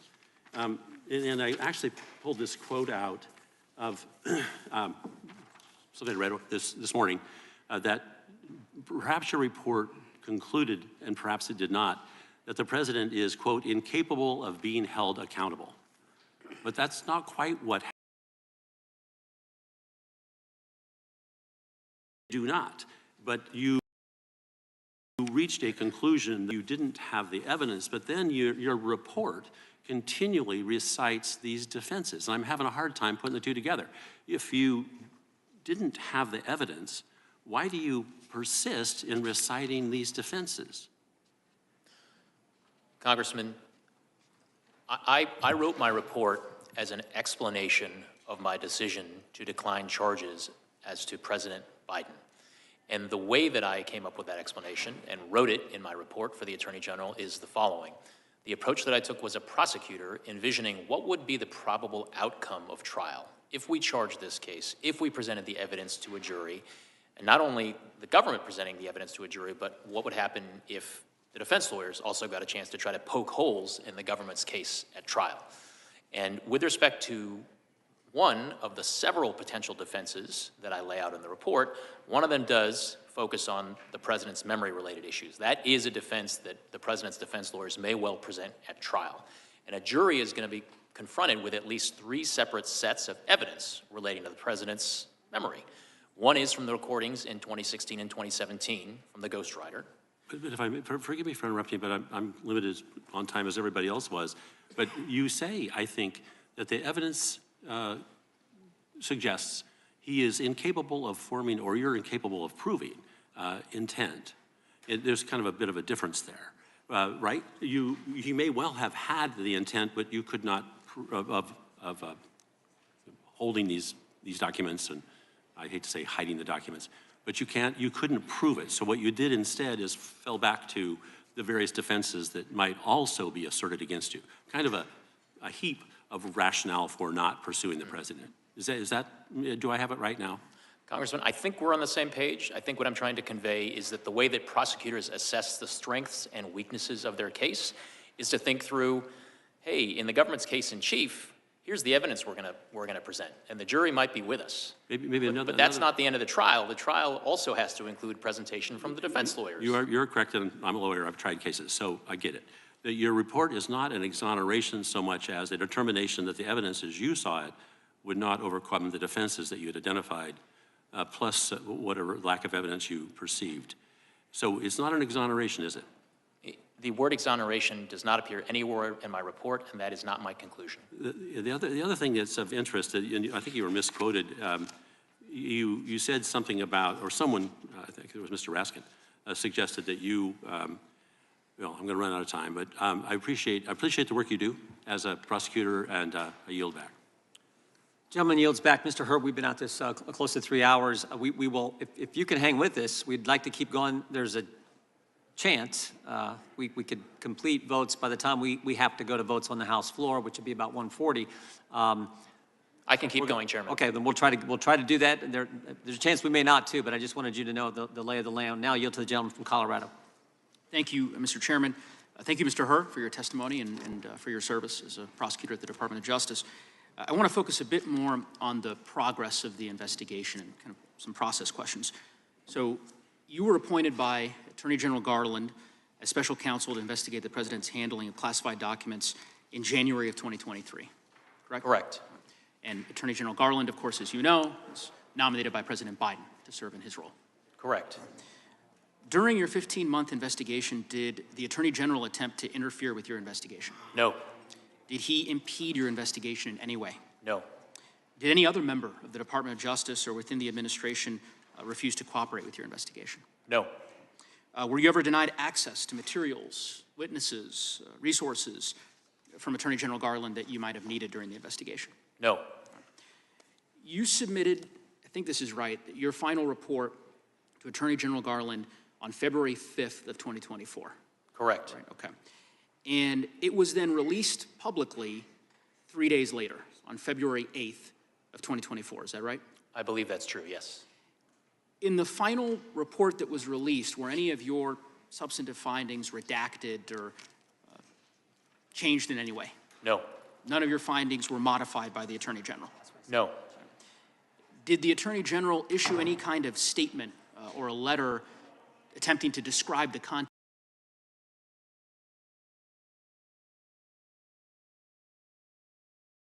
of your report? No.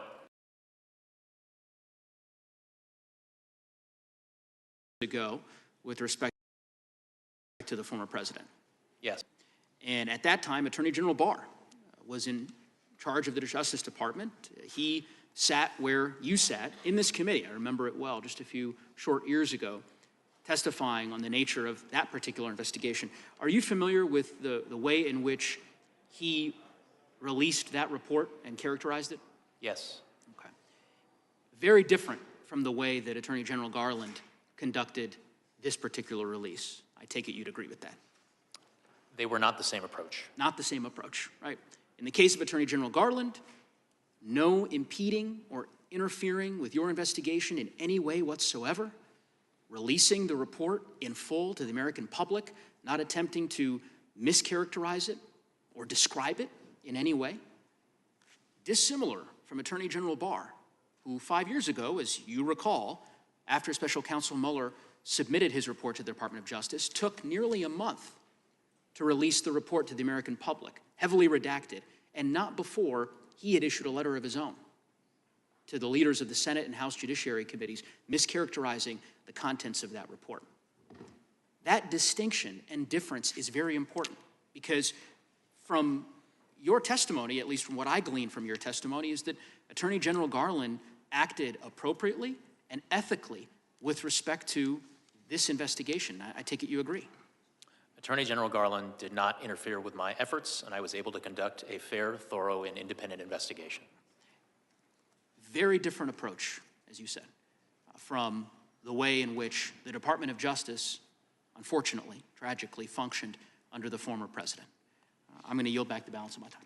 Gentleman yields back. Gentleman from Alabama is recognized for 5 minutes. Would the gentleman yield for 10 seconds? Gentleman from... Yes, sir. Yeah, I would just point out to the gentleman from Colorado's last point, there was one big difference. Bill Barr didn't name Bob Mueller as a special counsel. Bob Mueller was named by Rod Rosenstein. That's a huge difference in how this whole thing works. I now yield back to the gentleman from Alabama. Thank you, Mr. Chairman. Mr. Hur, in your report, you cited principles of federal prosecution and observed that, and I quote, historically, after leaving office, many former presidents and vice presidents have knowingly taken home sensitive materials related to national security for their administrations without being charged with crimes. And this historical record is important context for judging whether or why to charge a former vice president or former president, unquote. Why is examining this history so important? Congressman, one of the reasons that it was important was because it would bear on how a jury would perceive, how a jury would decide whether or not criminal willful intent was formed by the person retaining or disclosing the national defense information at issue. Has there been an exception to this in the history of the nation? Have we charged any former presidents? As I state in the report, to my knowledge, there is only one exception, and that is former President Trump. Given the history, is it fair to say it's preferable not to charge a former president or a vice president for allegedly mishandling classified documents, in your opinion? Congressman, I can't articulate a preference, whether it's preferable. All I can talk about is the work that I did, the facts that I found, and the decision that I reached in my case. Mr. Hur, what's the difference in a U.S. Senator having documents and a former president of the United States? For purposes of proving willfulness, I believe that there would be a number of differences in terms of the types of access and the ease with which presidents, while in office, can access classified information as compared to the access privileges that senators have. Can presidents declassify documents that they have in their possession? I believe under certain circumstances, yes. Former presidents as well? Congressman, I confess I'm not, this is not an area of the law that I've looked into or explained in my report, and I'm here to talk about the work that is reflected in the report. Well, let me say this, sir. You have a reputation beyond reproach, and I just want you to know that. I think that President Biden ought to be thankful that the Attorney General appointed you to investigate his case. But you have a special counsel colleague by the name of Jack Smith who cannot lay claim to such a reputation. Isn't that right? I have no opinion. I don't have anything to say about it. In fact, Jack Smith, whom Biden Justice Attorney General Garland appointed to investigate President Trump, has a reputation, according to deep-rooted reporting from the Washington Times, as an overzealous prosecutor who relies ethically or on ethically dubious tactics, unquote. And his prosecutorial record is replete with a quote, let me say this, string of mistrust.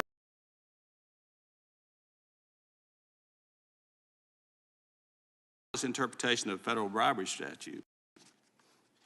That did not comport with the text of the statute or the precedent of this court, according to the Supreme Court Justice. And so, you know, my question is, do you think in the case of Jack Smith, do you think justice is blind when he's looking at President Trump? Since we've never done this in the history of the country, is justice truly blind? Sir, I'm not here to express any opinions with respect to a pending case against another defendant. I'm here to talk about the work that I did with respect to the investigation relating to President Biden. Mr. Chairman, I'll yield the balance of my time back to you.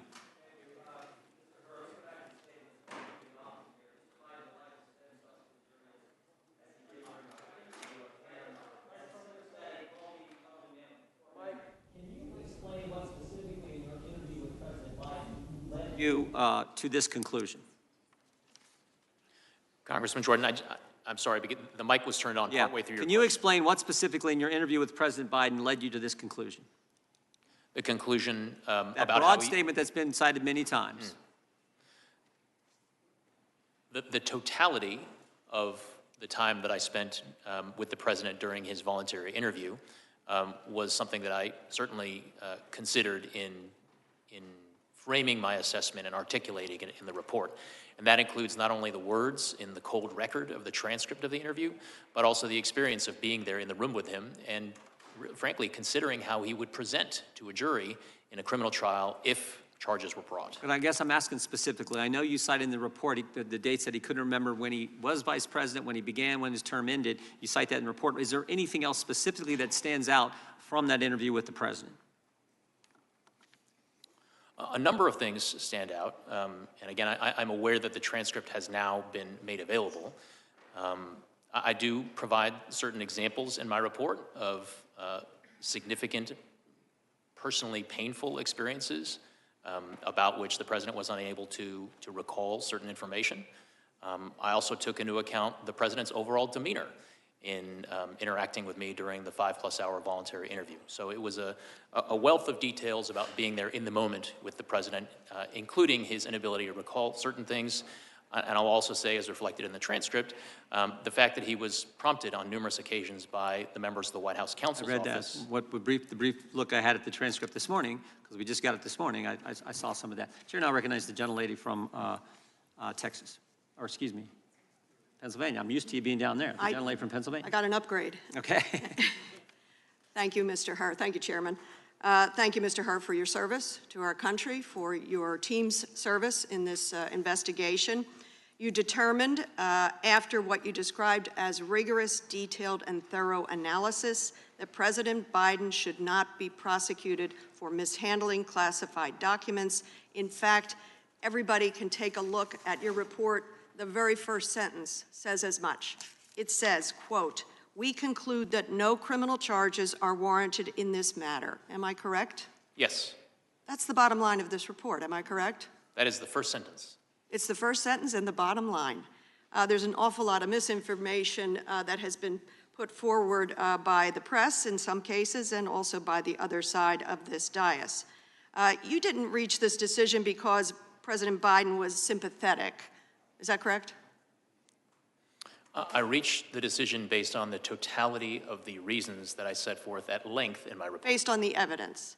And while Mr. Trump, who is being prosecuted, is not sympathetic, you didn't calibrate any of that in there. Sympathetic, not sympathetic. Doesn't matter. It's the evidence, right? Congresswoman, I did not reach any assessments of the evidence in the Trump matter. To the extent that I considered the allegations against former President Trump, it was for purposes of comparing relevant precedents. That with your credibility, you were not out to get Mr. Trump, nor here to help Mr. Biden. I think it's about the evidence, and I think you say that over and over again in your report. Why did you decide President Biden should not be prosecuted? Your report tells us, quote, "We conclude the evidence is not sufficient to convict." Those are your words, is that correct? I believe if those exact words do not appear in the report, that is consistent with the gist of my conclusion. Very good. They are your exact words. That was not the case with Donald Trump.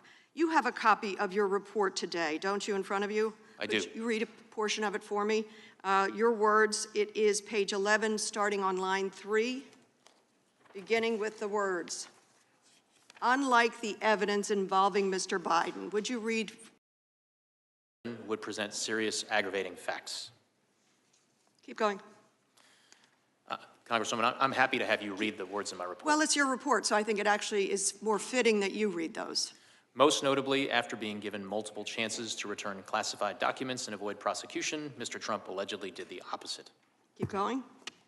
According to the indictment, he not only refused to return the documents for many months, but he also obstructed justice by enlisting others to destroy evidence and then to lie about it. You may stop there. Thank you. You mentioned the indictment against Mr. Trump for mishandling sensitive classified national security information. That indictment says at the end of his presidency, Mr. Trump, I'm looking for my indictment here. I have it here. Hang on. Mr. Trump himself ordered that boxes containing classified materials go to Mar-a-Lago, where he hosted tens of thousands of guests. Then he kept these sensitive materials carelessly about the property, as you can see here. Classified documents ended up in a bathroom, a ballroom, on a floor, spewed about. And when a grand jury subpoenaed the documents, what did Donald Trump do? The indictment again shows against him what he responded by, suggesting that his attorney falsely represent that the FBI and grand jury that he did not have documents called for by the subpoena. He directed his employee, Waltine Nauta, to move boxes of the documents to conceal them from Mr. Trump's attorney, and then lied to his attorney and the FBI and the grand jury, suggesting his attorney might hide or destroy documents called for by the grand jury investigation. Mr. Hur, are those the type of aggravating facts to which you refer to in your report? Congresswoman, the aggravating facts that I refer to in the report are set forth and described in my report at page 11. Very good. Mr. Hur, to the best of your knowledge and investigation, did President Biden ever direct an employee to lie about, hide, or destroy classified information? Yes or no? We did not identify such evidence. Did he do so himself? We did not identify such evidence. And I want to give you a chance, since the transcript is out, to correct the record on an important point. Very sadly, your report on page 208 says that Mr. Biden couldn't come up with the date, the year of his son, Beau Biden's death, when in fact in the transcript it shows that you asked him the month. And do you know what he said, Mr. Hur? He said, oh God, May 30th. Would you like to correct the record? His memory was pretty firm on the month and the day. Congresswoman, I don't believe that's correct with respect to the transcript, but if you could refer me to a specific page, I'd be happy to look. I've read about it in reporting. Thank you. I yield back. Chair now recognizes Mr. Kiley. Mr. Hur, why did the White House ask you to remove parts of the report? What was the reason they gave for that? I don't have the letter in front of me, Congressman. I believed that among their reasons was that they contested or that they asserted that certain language in the report was inconsistent with DOJ policy. The day that your report came out, the president gave a live news conference on national television. Did you watch that news conference? I watched the press conference, yes. What was your reaction to seeing the president personally attack you and your team? Congressman, I'm here to talk about the work that went into the report and my declination decision and my explanation of it for the attorney. And it wasn't just the president. Anthony Coley, former spokesman for Merrick Garland, has said that Democrats should focus their ire on her. The president's personal attorney, Bob Bauer, said that your report is a shabby piece of work and a shoddy work product. Do you agree with that characterization of your report? I disagree vehemently with that characterization of my report. I also disagree. I think it's very well written, well considered, and comprehensive. Do you think it's appropriate for the administration to be attacking the work of a special counsel that it appointed itself? Congressman, I'm not going to comment on the propriety of the administration's reaction to my report. What I can tell you is that I stand by the report and the work that went into it. Today, the ranking member started his opening statement by saying, Mr. Hur completely exonerated President Biden and called your report a total and complete exoneration. Mr. Hur, did you completely exonerate President Biden? That is not what my report does. Was your report a total and complete exoneration? That is not what the report says. So the statement by the ranking member was incorrect, yes? As I said, the report is not an exoneration. That word does not appear in my report. Based on the facts and anticipation of defenses presented in your report, could a reasonable juror have voted to convict? As I said in the report, some reasonable jurors may have reached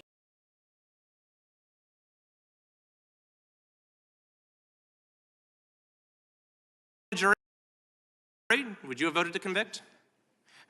I have not engaged in that thought exercise, Congressman, and so what I'd like to stick to is what's in the report, which is my assessment as a prosecutor. Sure. And what you did find in the report is that the president, you said this is page 200, risks serious damage to America's national security through his handling and mishandling of classified materials. And you identify, quote, a strong motive for the way he handled those materials. Two of the motives you cited was his desire to run for president and his desire to sell books. So a reasonable inference for your report is that the president risked serious damage to America's national security in order to make money and advance his personal political ambitions. Is that correct? The report includes a description of the evidence and different inferences that reasonable jurors could draw from the evidence. And you also note that the president described his predecessor's handling of classified materials as totally irresponsible. And your report concludes that Mr. Biden's emphatic and unqualified conclusion that keeping marked classified documents unsecured in one's home is totally irresponsible applies equally to his own decision. Is that correct? That language does appear in the report. You cite as a mitigating factor the fact that the president cooperated in the investigation. But at the time that the investigation was happening and these acts of cooperation occurred, the Mar-a-Lago investigation was already a matter of public record, correct? I believe that's correct. So we already had a public debate about the handling of classified documents and the potential application of the criminal laws to that general set of circumstances. I think that's fair.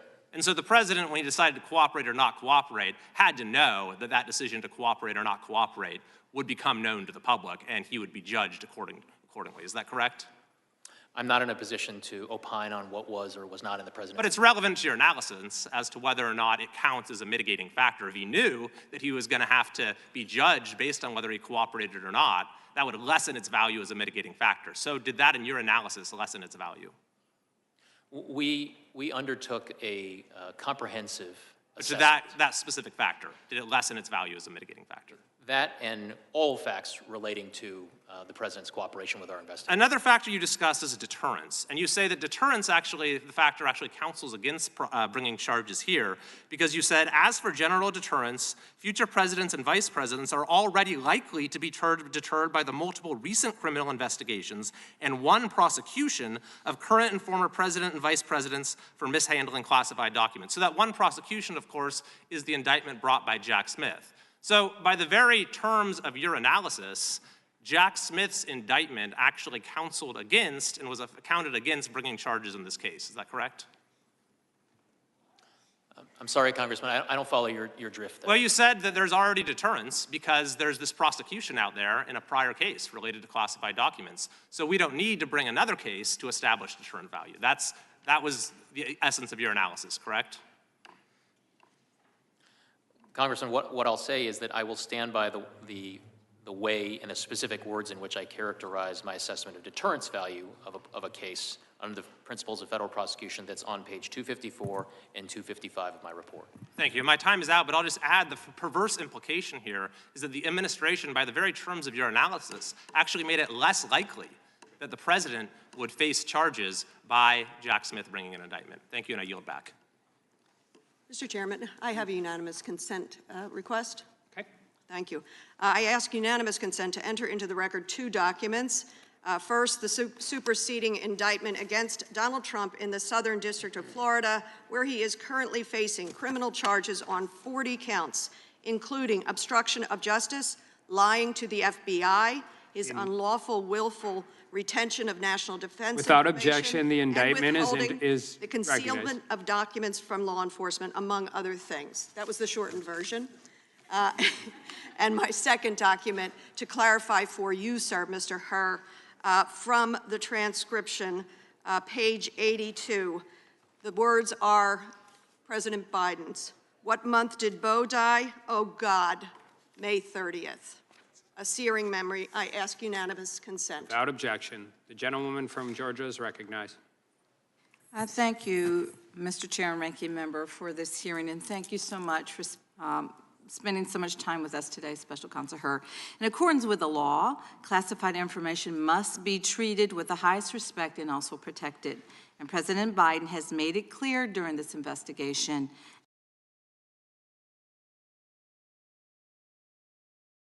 and long before that he agrees. In response to Mr. Hur's report, he said, and I quote, "Over my career in public service, I've always worked to protect America's security. I take these issues seriously, and no one has ever questioned that," end quote.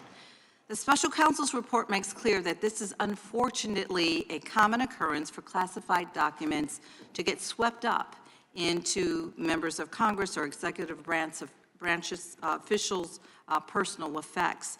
And as soon as President Biden discovered that he had mistakenly kept classified material, he took swift and immediate action to ensure that those materials were returned, and he fully cooperated with every step of your investigation. President Biden's predecessor, when dealing with the issue of having classified materials, took very different steps. In 2016, Donald Trump declared, and I quote, "I'm going to enforce all the laws concerning the protection of classified information. No one will be above the law," end quote. Yet when his lawyer told him that it was going to be a crime if he didn't return the classified documents that he had after NARA, the DOJ, and the FBI requested multiple times that Trump returned the classified documents, yet he hid them. Trump himself acknowledged that the same year that service members have risked their lives to acquire classified intelligence to protect our country, yet he decided that his desire to keep these documents outweighed the potential loss of life for these people if those papers got out. Not only did Trump have a legal obligation, he also had a moral obligation to all of us, and he failed to live up to that. Mr. Hur, thank you for being here today. I'd like to talk about your report regarding President Biden and some of your findings. And for the sake of time, if you don't mind just answering yes or no, please answer this question. Page 187 of your report reads, "At no point did we find evidence that Mr. Biden intended or had reason to believe the information would be used to injure the United States or to benefit a foreign nation." Is this what you reported? For the sake of time, please answer yes or no. Congresswoman, you said page 187? Of your report, yes. Yes, at no point did we find evidence. Yes, that language is on page 187. Okay, so then this is what you reported, correct? Yes. That language is in my report. Okay, and Mr. Hur, you acknowledged on page 12 of your report that there are, as you said, numerous previous instances in which marked classified documents have been discovered intermixed with the personal papers of former executive branch officials and members of Congress. Please, once again, can you confirm for us, yes or no, the answer whether this is what you reported? That language appears at page 12 of my report. Page 323 also reads, "As a matter of historical context, there have been numerous previous incidents in which marked classified documents have been discovered, intermixed with the personal papers of former executive branch officials and members of Congress." Is this what you reported?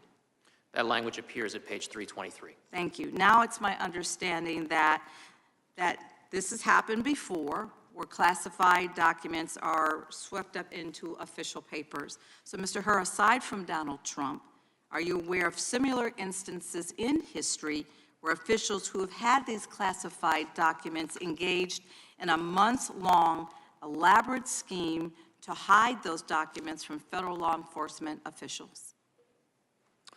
The one case that comes to mind that we do address in the report is the prosecution of General Petraeus. So are these historical examples, aside from Donald Trump, where officials instructed their aides to delete evidence pertaining to those classified documents? That was not present in the Petraeus prosecution, no. Okay. So the American people deserve, as we've always been saying all along here, that we deserve a leader who will not put themselves above the law, but will work with law enforcement and hold themselves accountable. Thank you, and I yield back. The gentlewoman from Wyoming is recognized.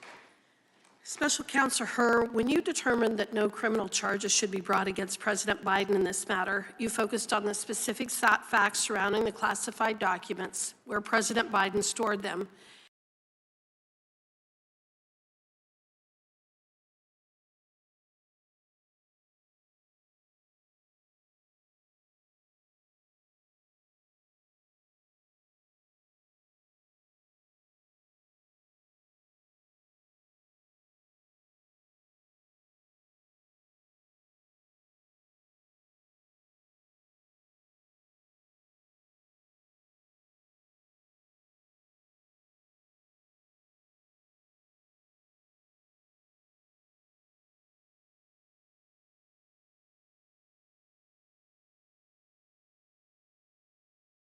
and on his memory and age?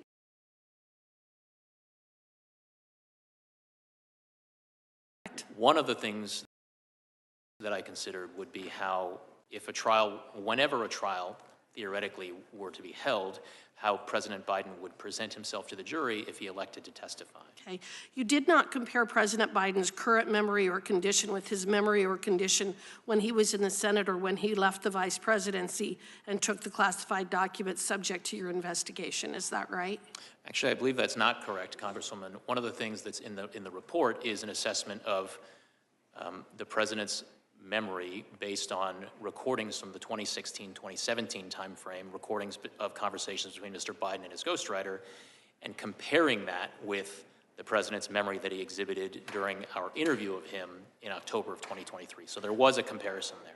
Okay, so, but unless there was some issue undisclosed to the American people during his 50 years in office, you found that Mr. Biden fully understood his legal responsibility related to the handling of classified materials, which is why you concluded in your report that Mr. Biden, quote, willfully retained and disclosed classified materials after his vice presidency when he was a private citizen. You state that on page 1, correct? I believe that what I stated on page 1 was that we identified evidence that Mr. Biden willfully retained classified information after the end of his vice presidency, but ultimately we concluded that the evidence was insufficient to warrant. I understand that. Please listen to my question. What I'm getting at is that Mr. Biden fully understood that he could not keep classified information at his home as both a former senator and vice president. Isn't that right? He understood that, correct? My understanding is that based on the evidence, my assessment was that a jury... That isn't what my question was. Please listen to my question. My question was that Mr. Biden understood when he was a senator and vice president that he could not keep classified materials at his home, at his garage, and in other offices. Is that fair? I don't think that's accurate, Congresswoman, because when Mr. Biden was vice president, he was authorized to have classified material in his home. But after he left, he knew that he was not entitled to keep classified information at his home, correct? After he left, there is evidence to suggest that he knew that he could not legally have classified information in his home. However, there is evidence with respect to his notebooks that he believed he was authorized to keep the notebooks at home based on precedent. Based on precedent. You know, I guess the way that I would put it is this. President Biden knew better. He knew that he wasn't entitled to keep these documents from when he was a senator, and he knew he wasn't entitled to keep these documents after he had left the vice presidency. But because he's now suffering from an impaired memory, as you so delicately put it, he got away with it. Is that fair? Congresswoman, what I stated in my report is that there's certainly evidence that some jurors could infer to suggest that Mr. Biden willfully retained and disclosed national defense information. But in my judgment, the likely outcome of a trial, the probable outcome of a trial, is not a conviction. I have represented a variety of clients over the years in actions against the federal government over, in fact, several decades of time. It's been my experience that the federal government, the DOJ specifically, has essentially unlimited resources to go after and prosecute citizens and will spare absolutely no expense in doing so. It has also been my experience that the DOJ is not only overly aggressive in these cases, but makes it clear that part of the reason for such aggression is to make an example of the poor soul who is the subject of such action. In other words, so that other people will not engage in the same kind of conduct. Mr. Hur, having been a long-term DOJ prosecutor, can you please explain why those people without the last name of Clinton or Biden are typically treated quite differently and seem to be the only ones who are never held accountable for violating the law? Congresswoman, one of the things that I explained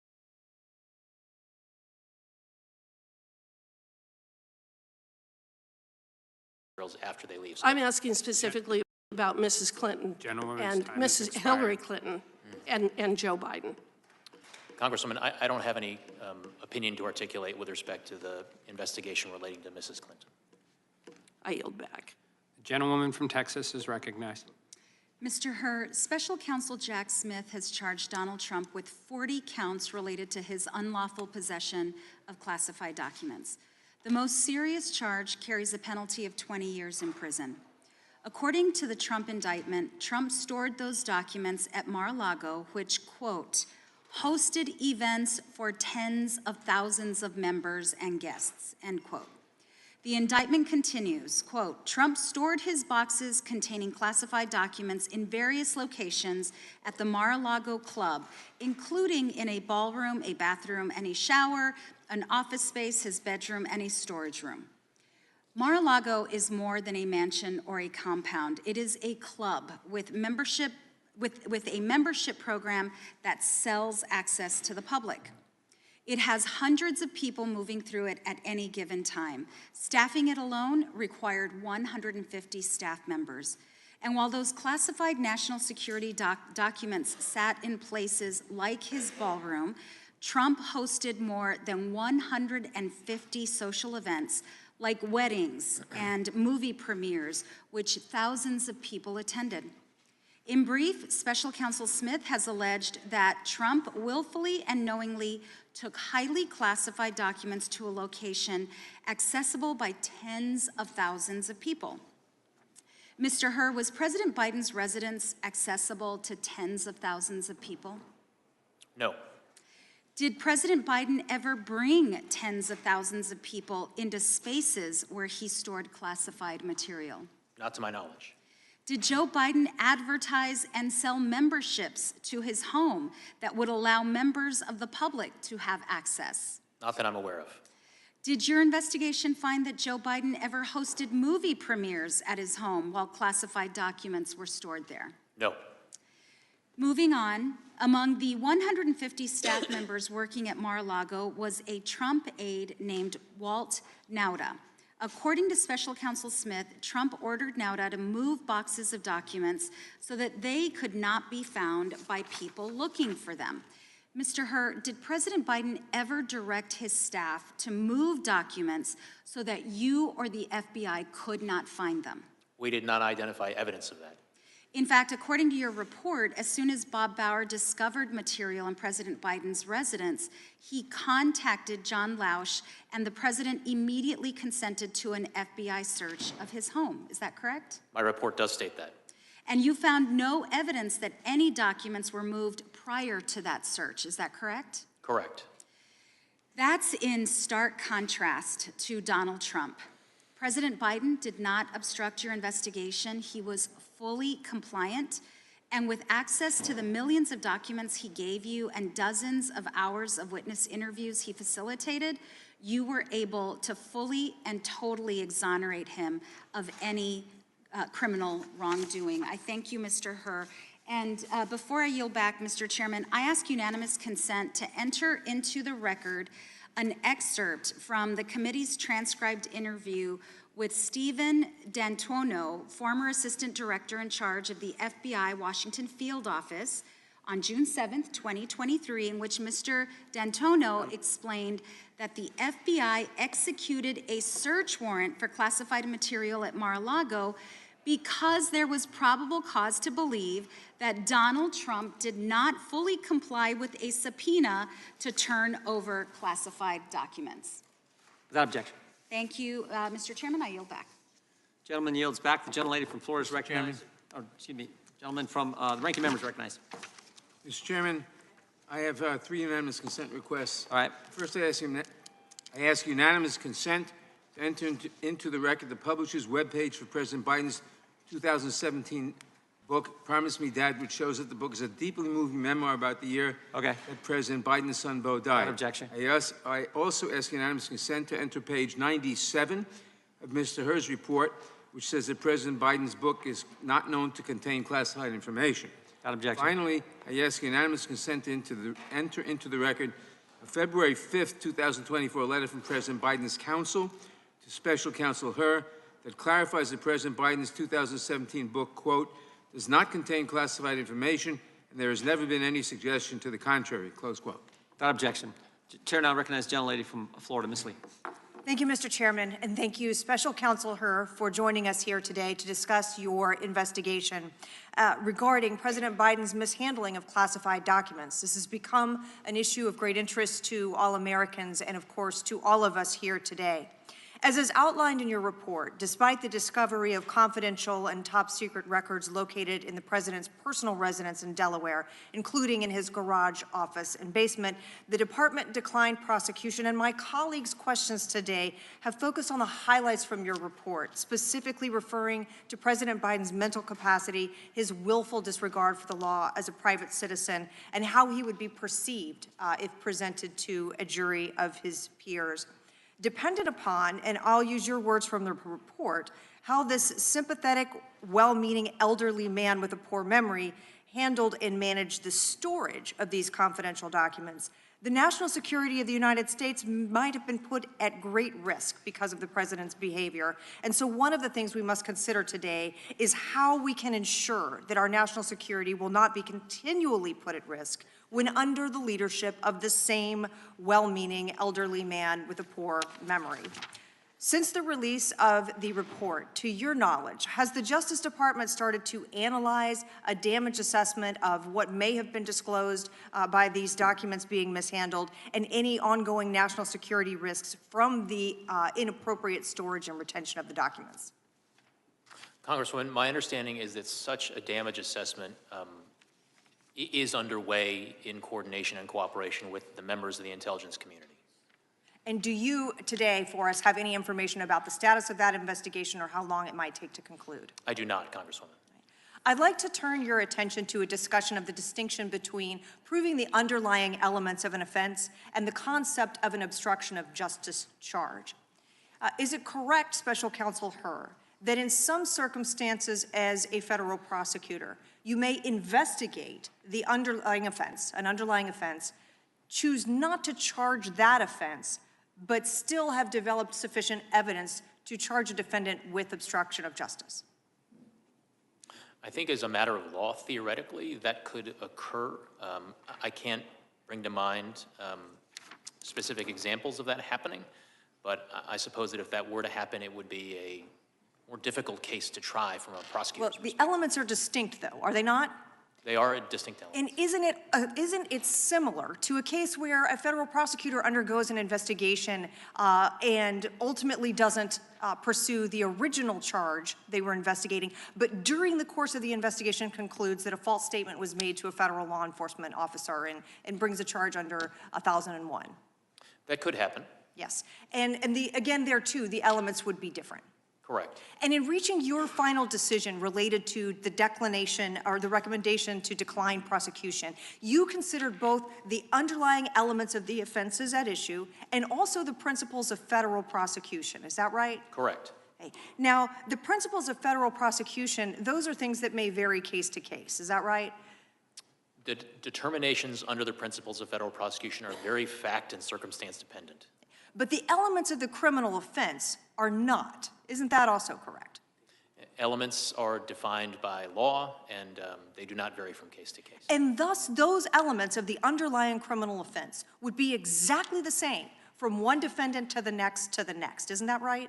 Yes. So you would expect, would you not, that a prosecutor who was considering the underlying offenses that you were considering here would be looking at exactly the same elements and requirements of proof that you did on the underlying charges? Prosecutors assessing their cases under the same statutes must consider the same elements with respect to those statutes. All right. Thank you, Special Counsel Hur. And then if we could turn back to the concept of those principles of federal prosecution, those are the additional factors, aggravating or mitigating, that you might consider in ultimately reaching a charge and decision here. Is that right? They do include such things that are referred to as aggravating and mitigating circumstances. There's one thing I want to go back to, though, to be clear. It's been said today that your report is tantamount to a total exoneration of President Biden. That's not correct, is it? That is not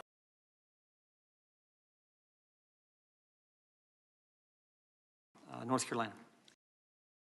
Thank you very much, Mr. Chairman, and thank you, Mr. Hur, also for your patience. You're almost to, what, 3.5 hours? So, Biden. Throughout your report, you repeatedly cite and credit a number of innocent explanations for the presence of classified materials at the president's home and other locations. Innocent explanations that you admit that you cannot refute. And I'd like to just focus on a few of them, and I'll give you citations.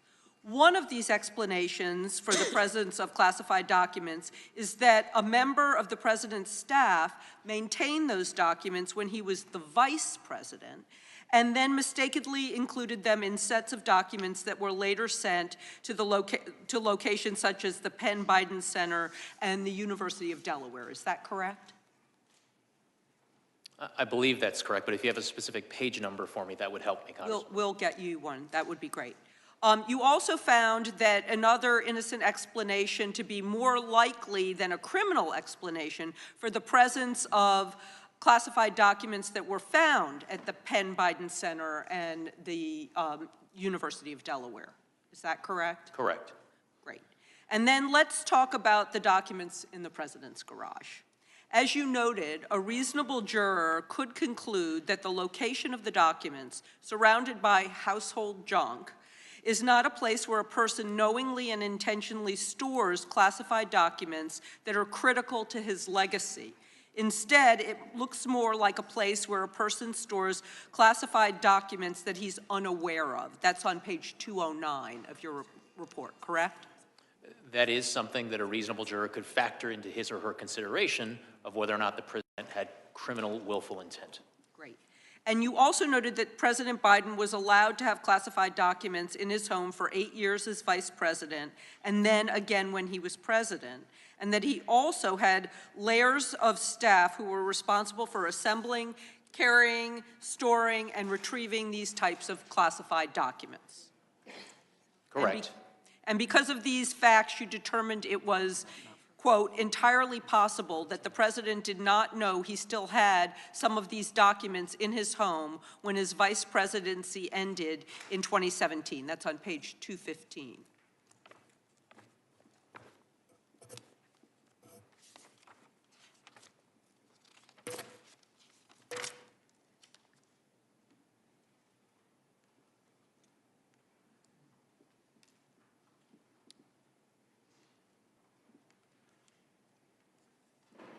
Entirely possible. Entirely possible. Yeah.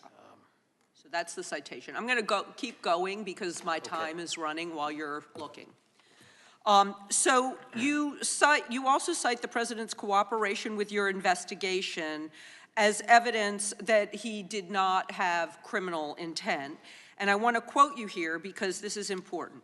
You wrote, most significantly, Mr. Biden self-reported to the government that the Afghanistan documents were in his Delaware garage and consented to the search of his house to retrieve them and other classified materials. He also consented to searches of other locations, and later in the investigation, he participated in an interview with our office that lasted more than 5 hours and provided written answers to most of our written questions. Many will conclude that a president who knew he was illegally storing classified documents in his home would not have allowed such a search of his home to discover those documents and then answered the government's questions afterwards, page 210. And then you said that you expect this argument about the president's innocence to carry real force for many reasonable jurors, because in your words, reasonable jurors will conclude that Mr. Biden, a powerful, sophisticated person with access to the best advice in the world, would not have handed the government classified documents from his own home on a silver platter if he had willfully retained those documents for years. Just as a person who destroys evidence and lies often proves his guilt, a person who produces evidence and cooperates will seem by many to be innocent. Again, page 210. As you said in your report, it would be reasonable for a juror to reach that conclusion, and that a president advised by counsel would not have informed investigators of the presence of classified documents in his home or invited agents in the search of every nook and cranny of his home or other residence, or sat for an hours-long interview or answered pages of written questions all going to his full cooperation and his lack of criminal intent. Thank you, Mr. Chairman, and I yield back. Gentlelady yields back. Mr. Hur, we got 3 more we're going to do, and then we're going to take votes, and then we'll just have a couple more after that. So I'm going to start with the gentleman from Kentucky is recognized. Yield to the chairman. I thank the gentleman for yielding. Mr. Hur, are you opposed to the U.S. Congress having access to the audio tapes of the people you interviewed during your investigation? Chairman, I am not in a position to articulate an opinion one way or the other. That is not really up to me. I'm a former employee of the Department of Justice. I would refer you to the White House and DOJ leadership. You're an accomplished lawyer. Is there any reason why we shouldn't, why the United States Congress shouldn't have access to the same information you had access to and that was the basis of your decision?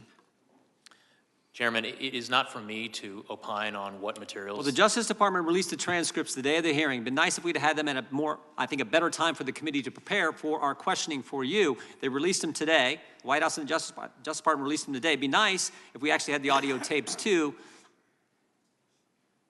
Again, is there any reason why you can see why the American people and their representatives in the United States Congress should not have access to those tapes?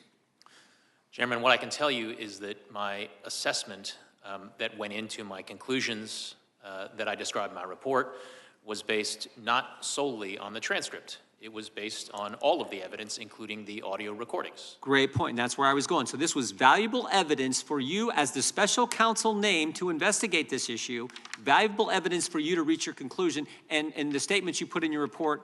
And all I'm asking is, shouldn't the United States Congress have access to that same information? Chairman, again, it is not for me to weigh into what information Congress should or should not have, but what I will tell you is that the audio recordings were part of the evidence, of course, that I considered in coming to my conclusions. I will yield back to the gentleman from Kentucky and hopefully can yield to the gentleman from North Dakota.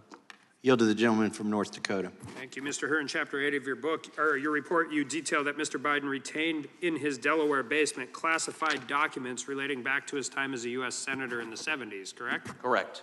And even more Senate papers dating back to the 70s through 1991 were found in the University of Delaware, Morris Libraries, and in the Biden Senate Papers collection, correct? Correct. And even more Senate papers dating back to the 1970s and 1980s were found in Biden's Delaware garage.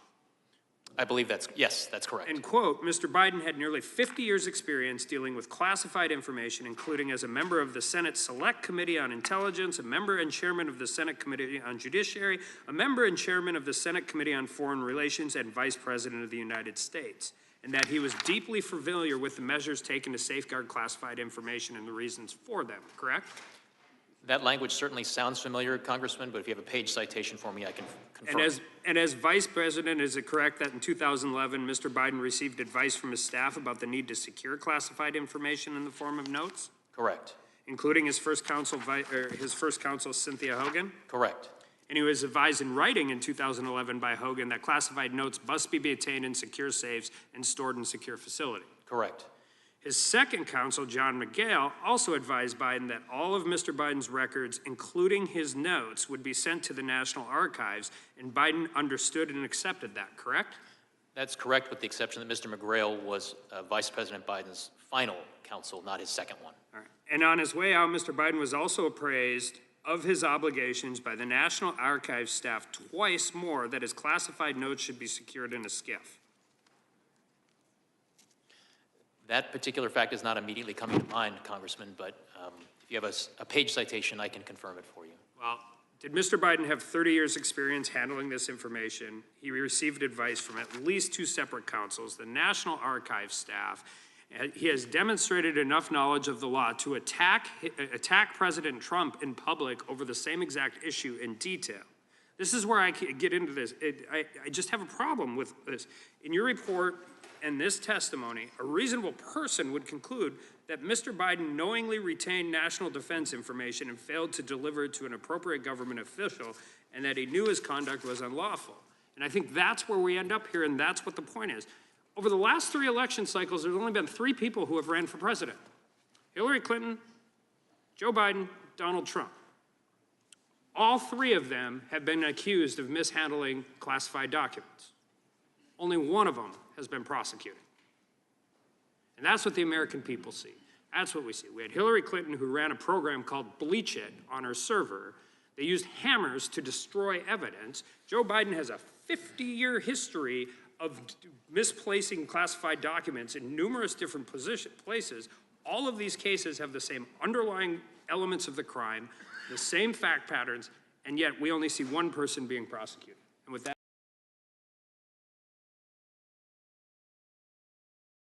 In light of what the chairman previously said, I ask unanimous consent that all transcribed interviews taken by the committee this year be made public.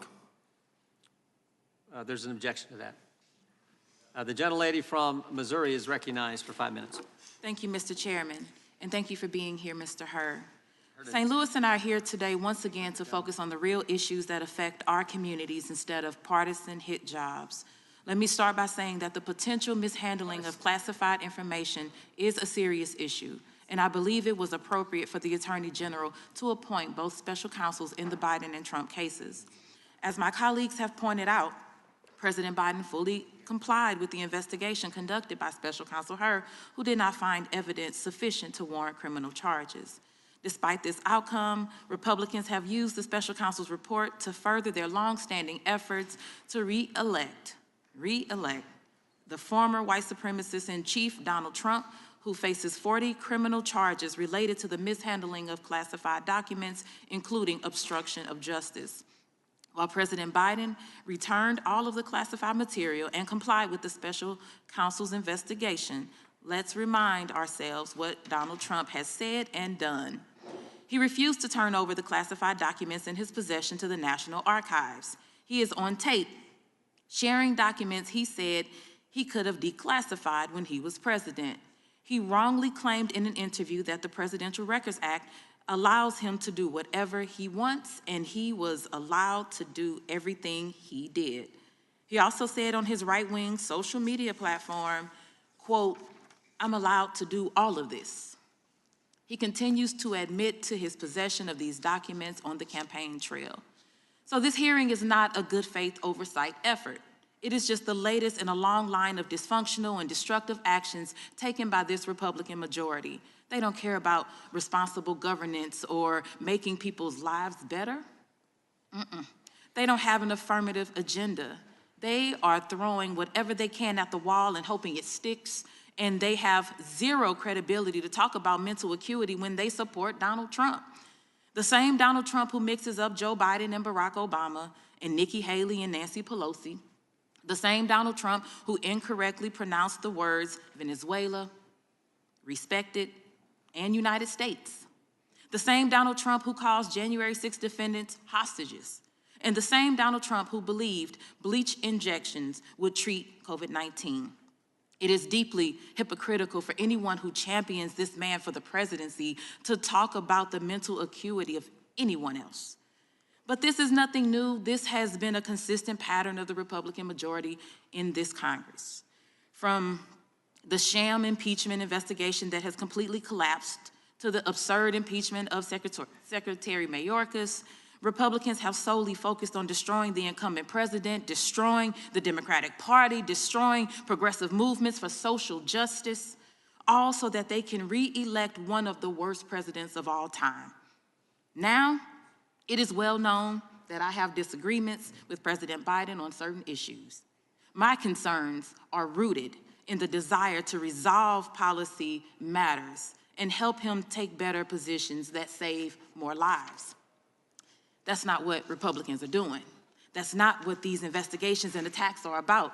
They are trying everything they can to turn back the clock on our rights and our freedoms, and we cannot take the bait.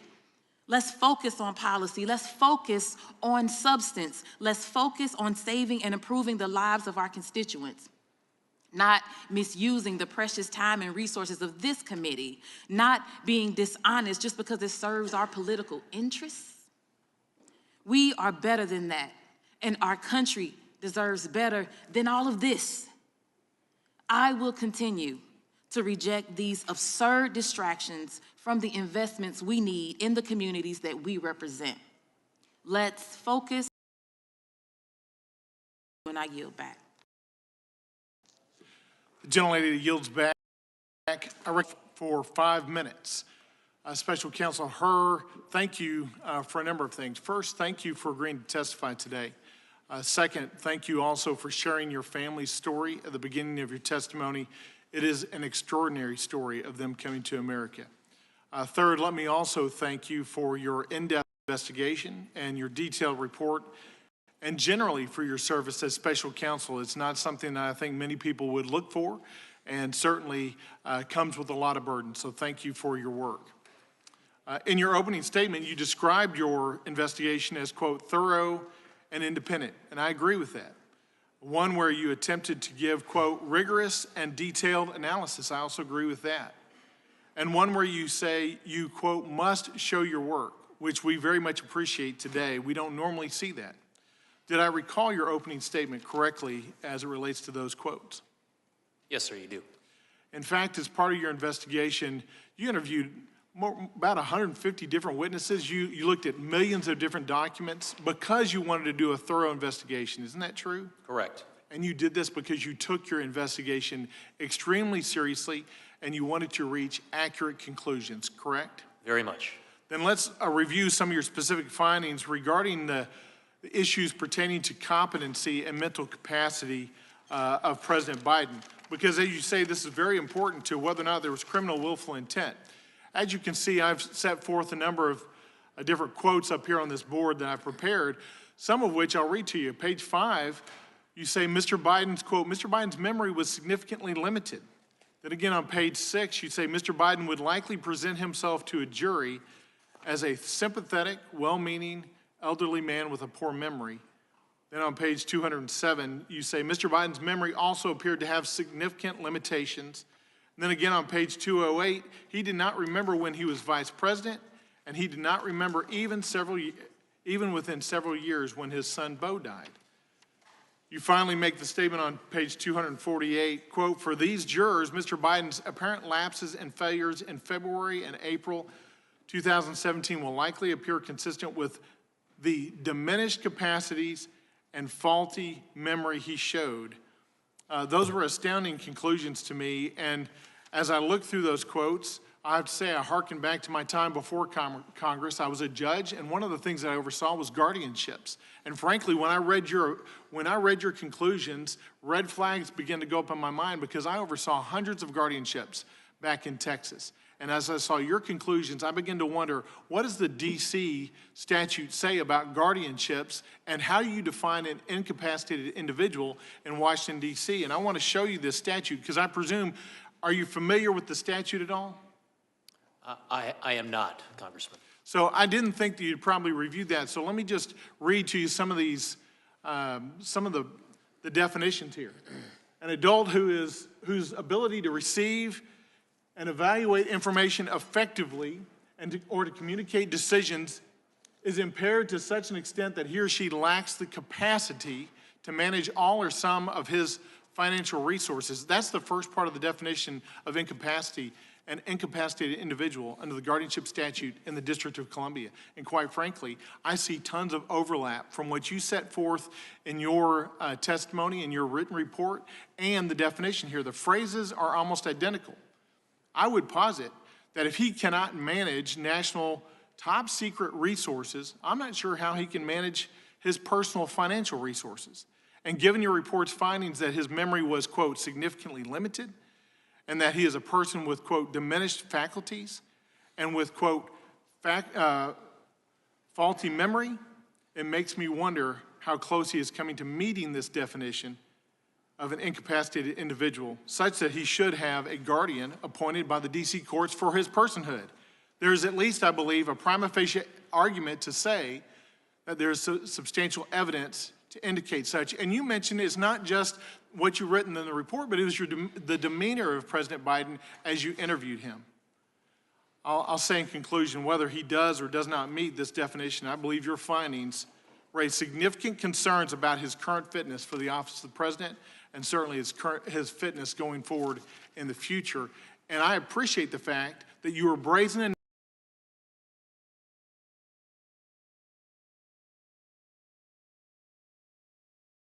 enough to raise this issue. Very detailed, very thorough, independent report, and I praise you for that, doing your duty in such a way. Thank you, Special Counsel. I yield back. Gentleman yields back.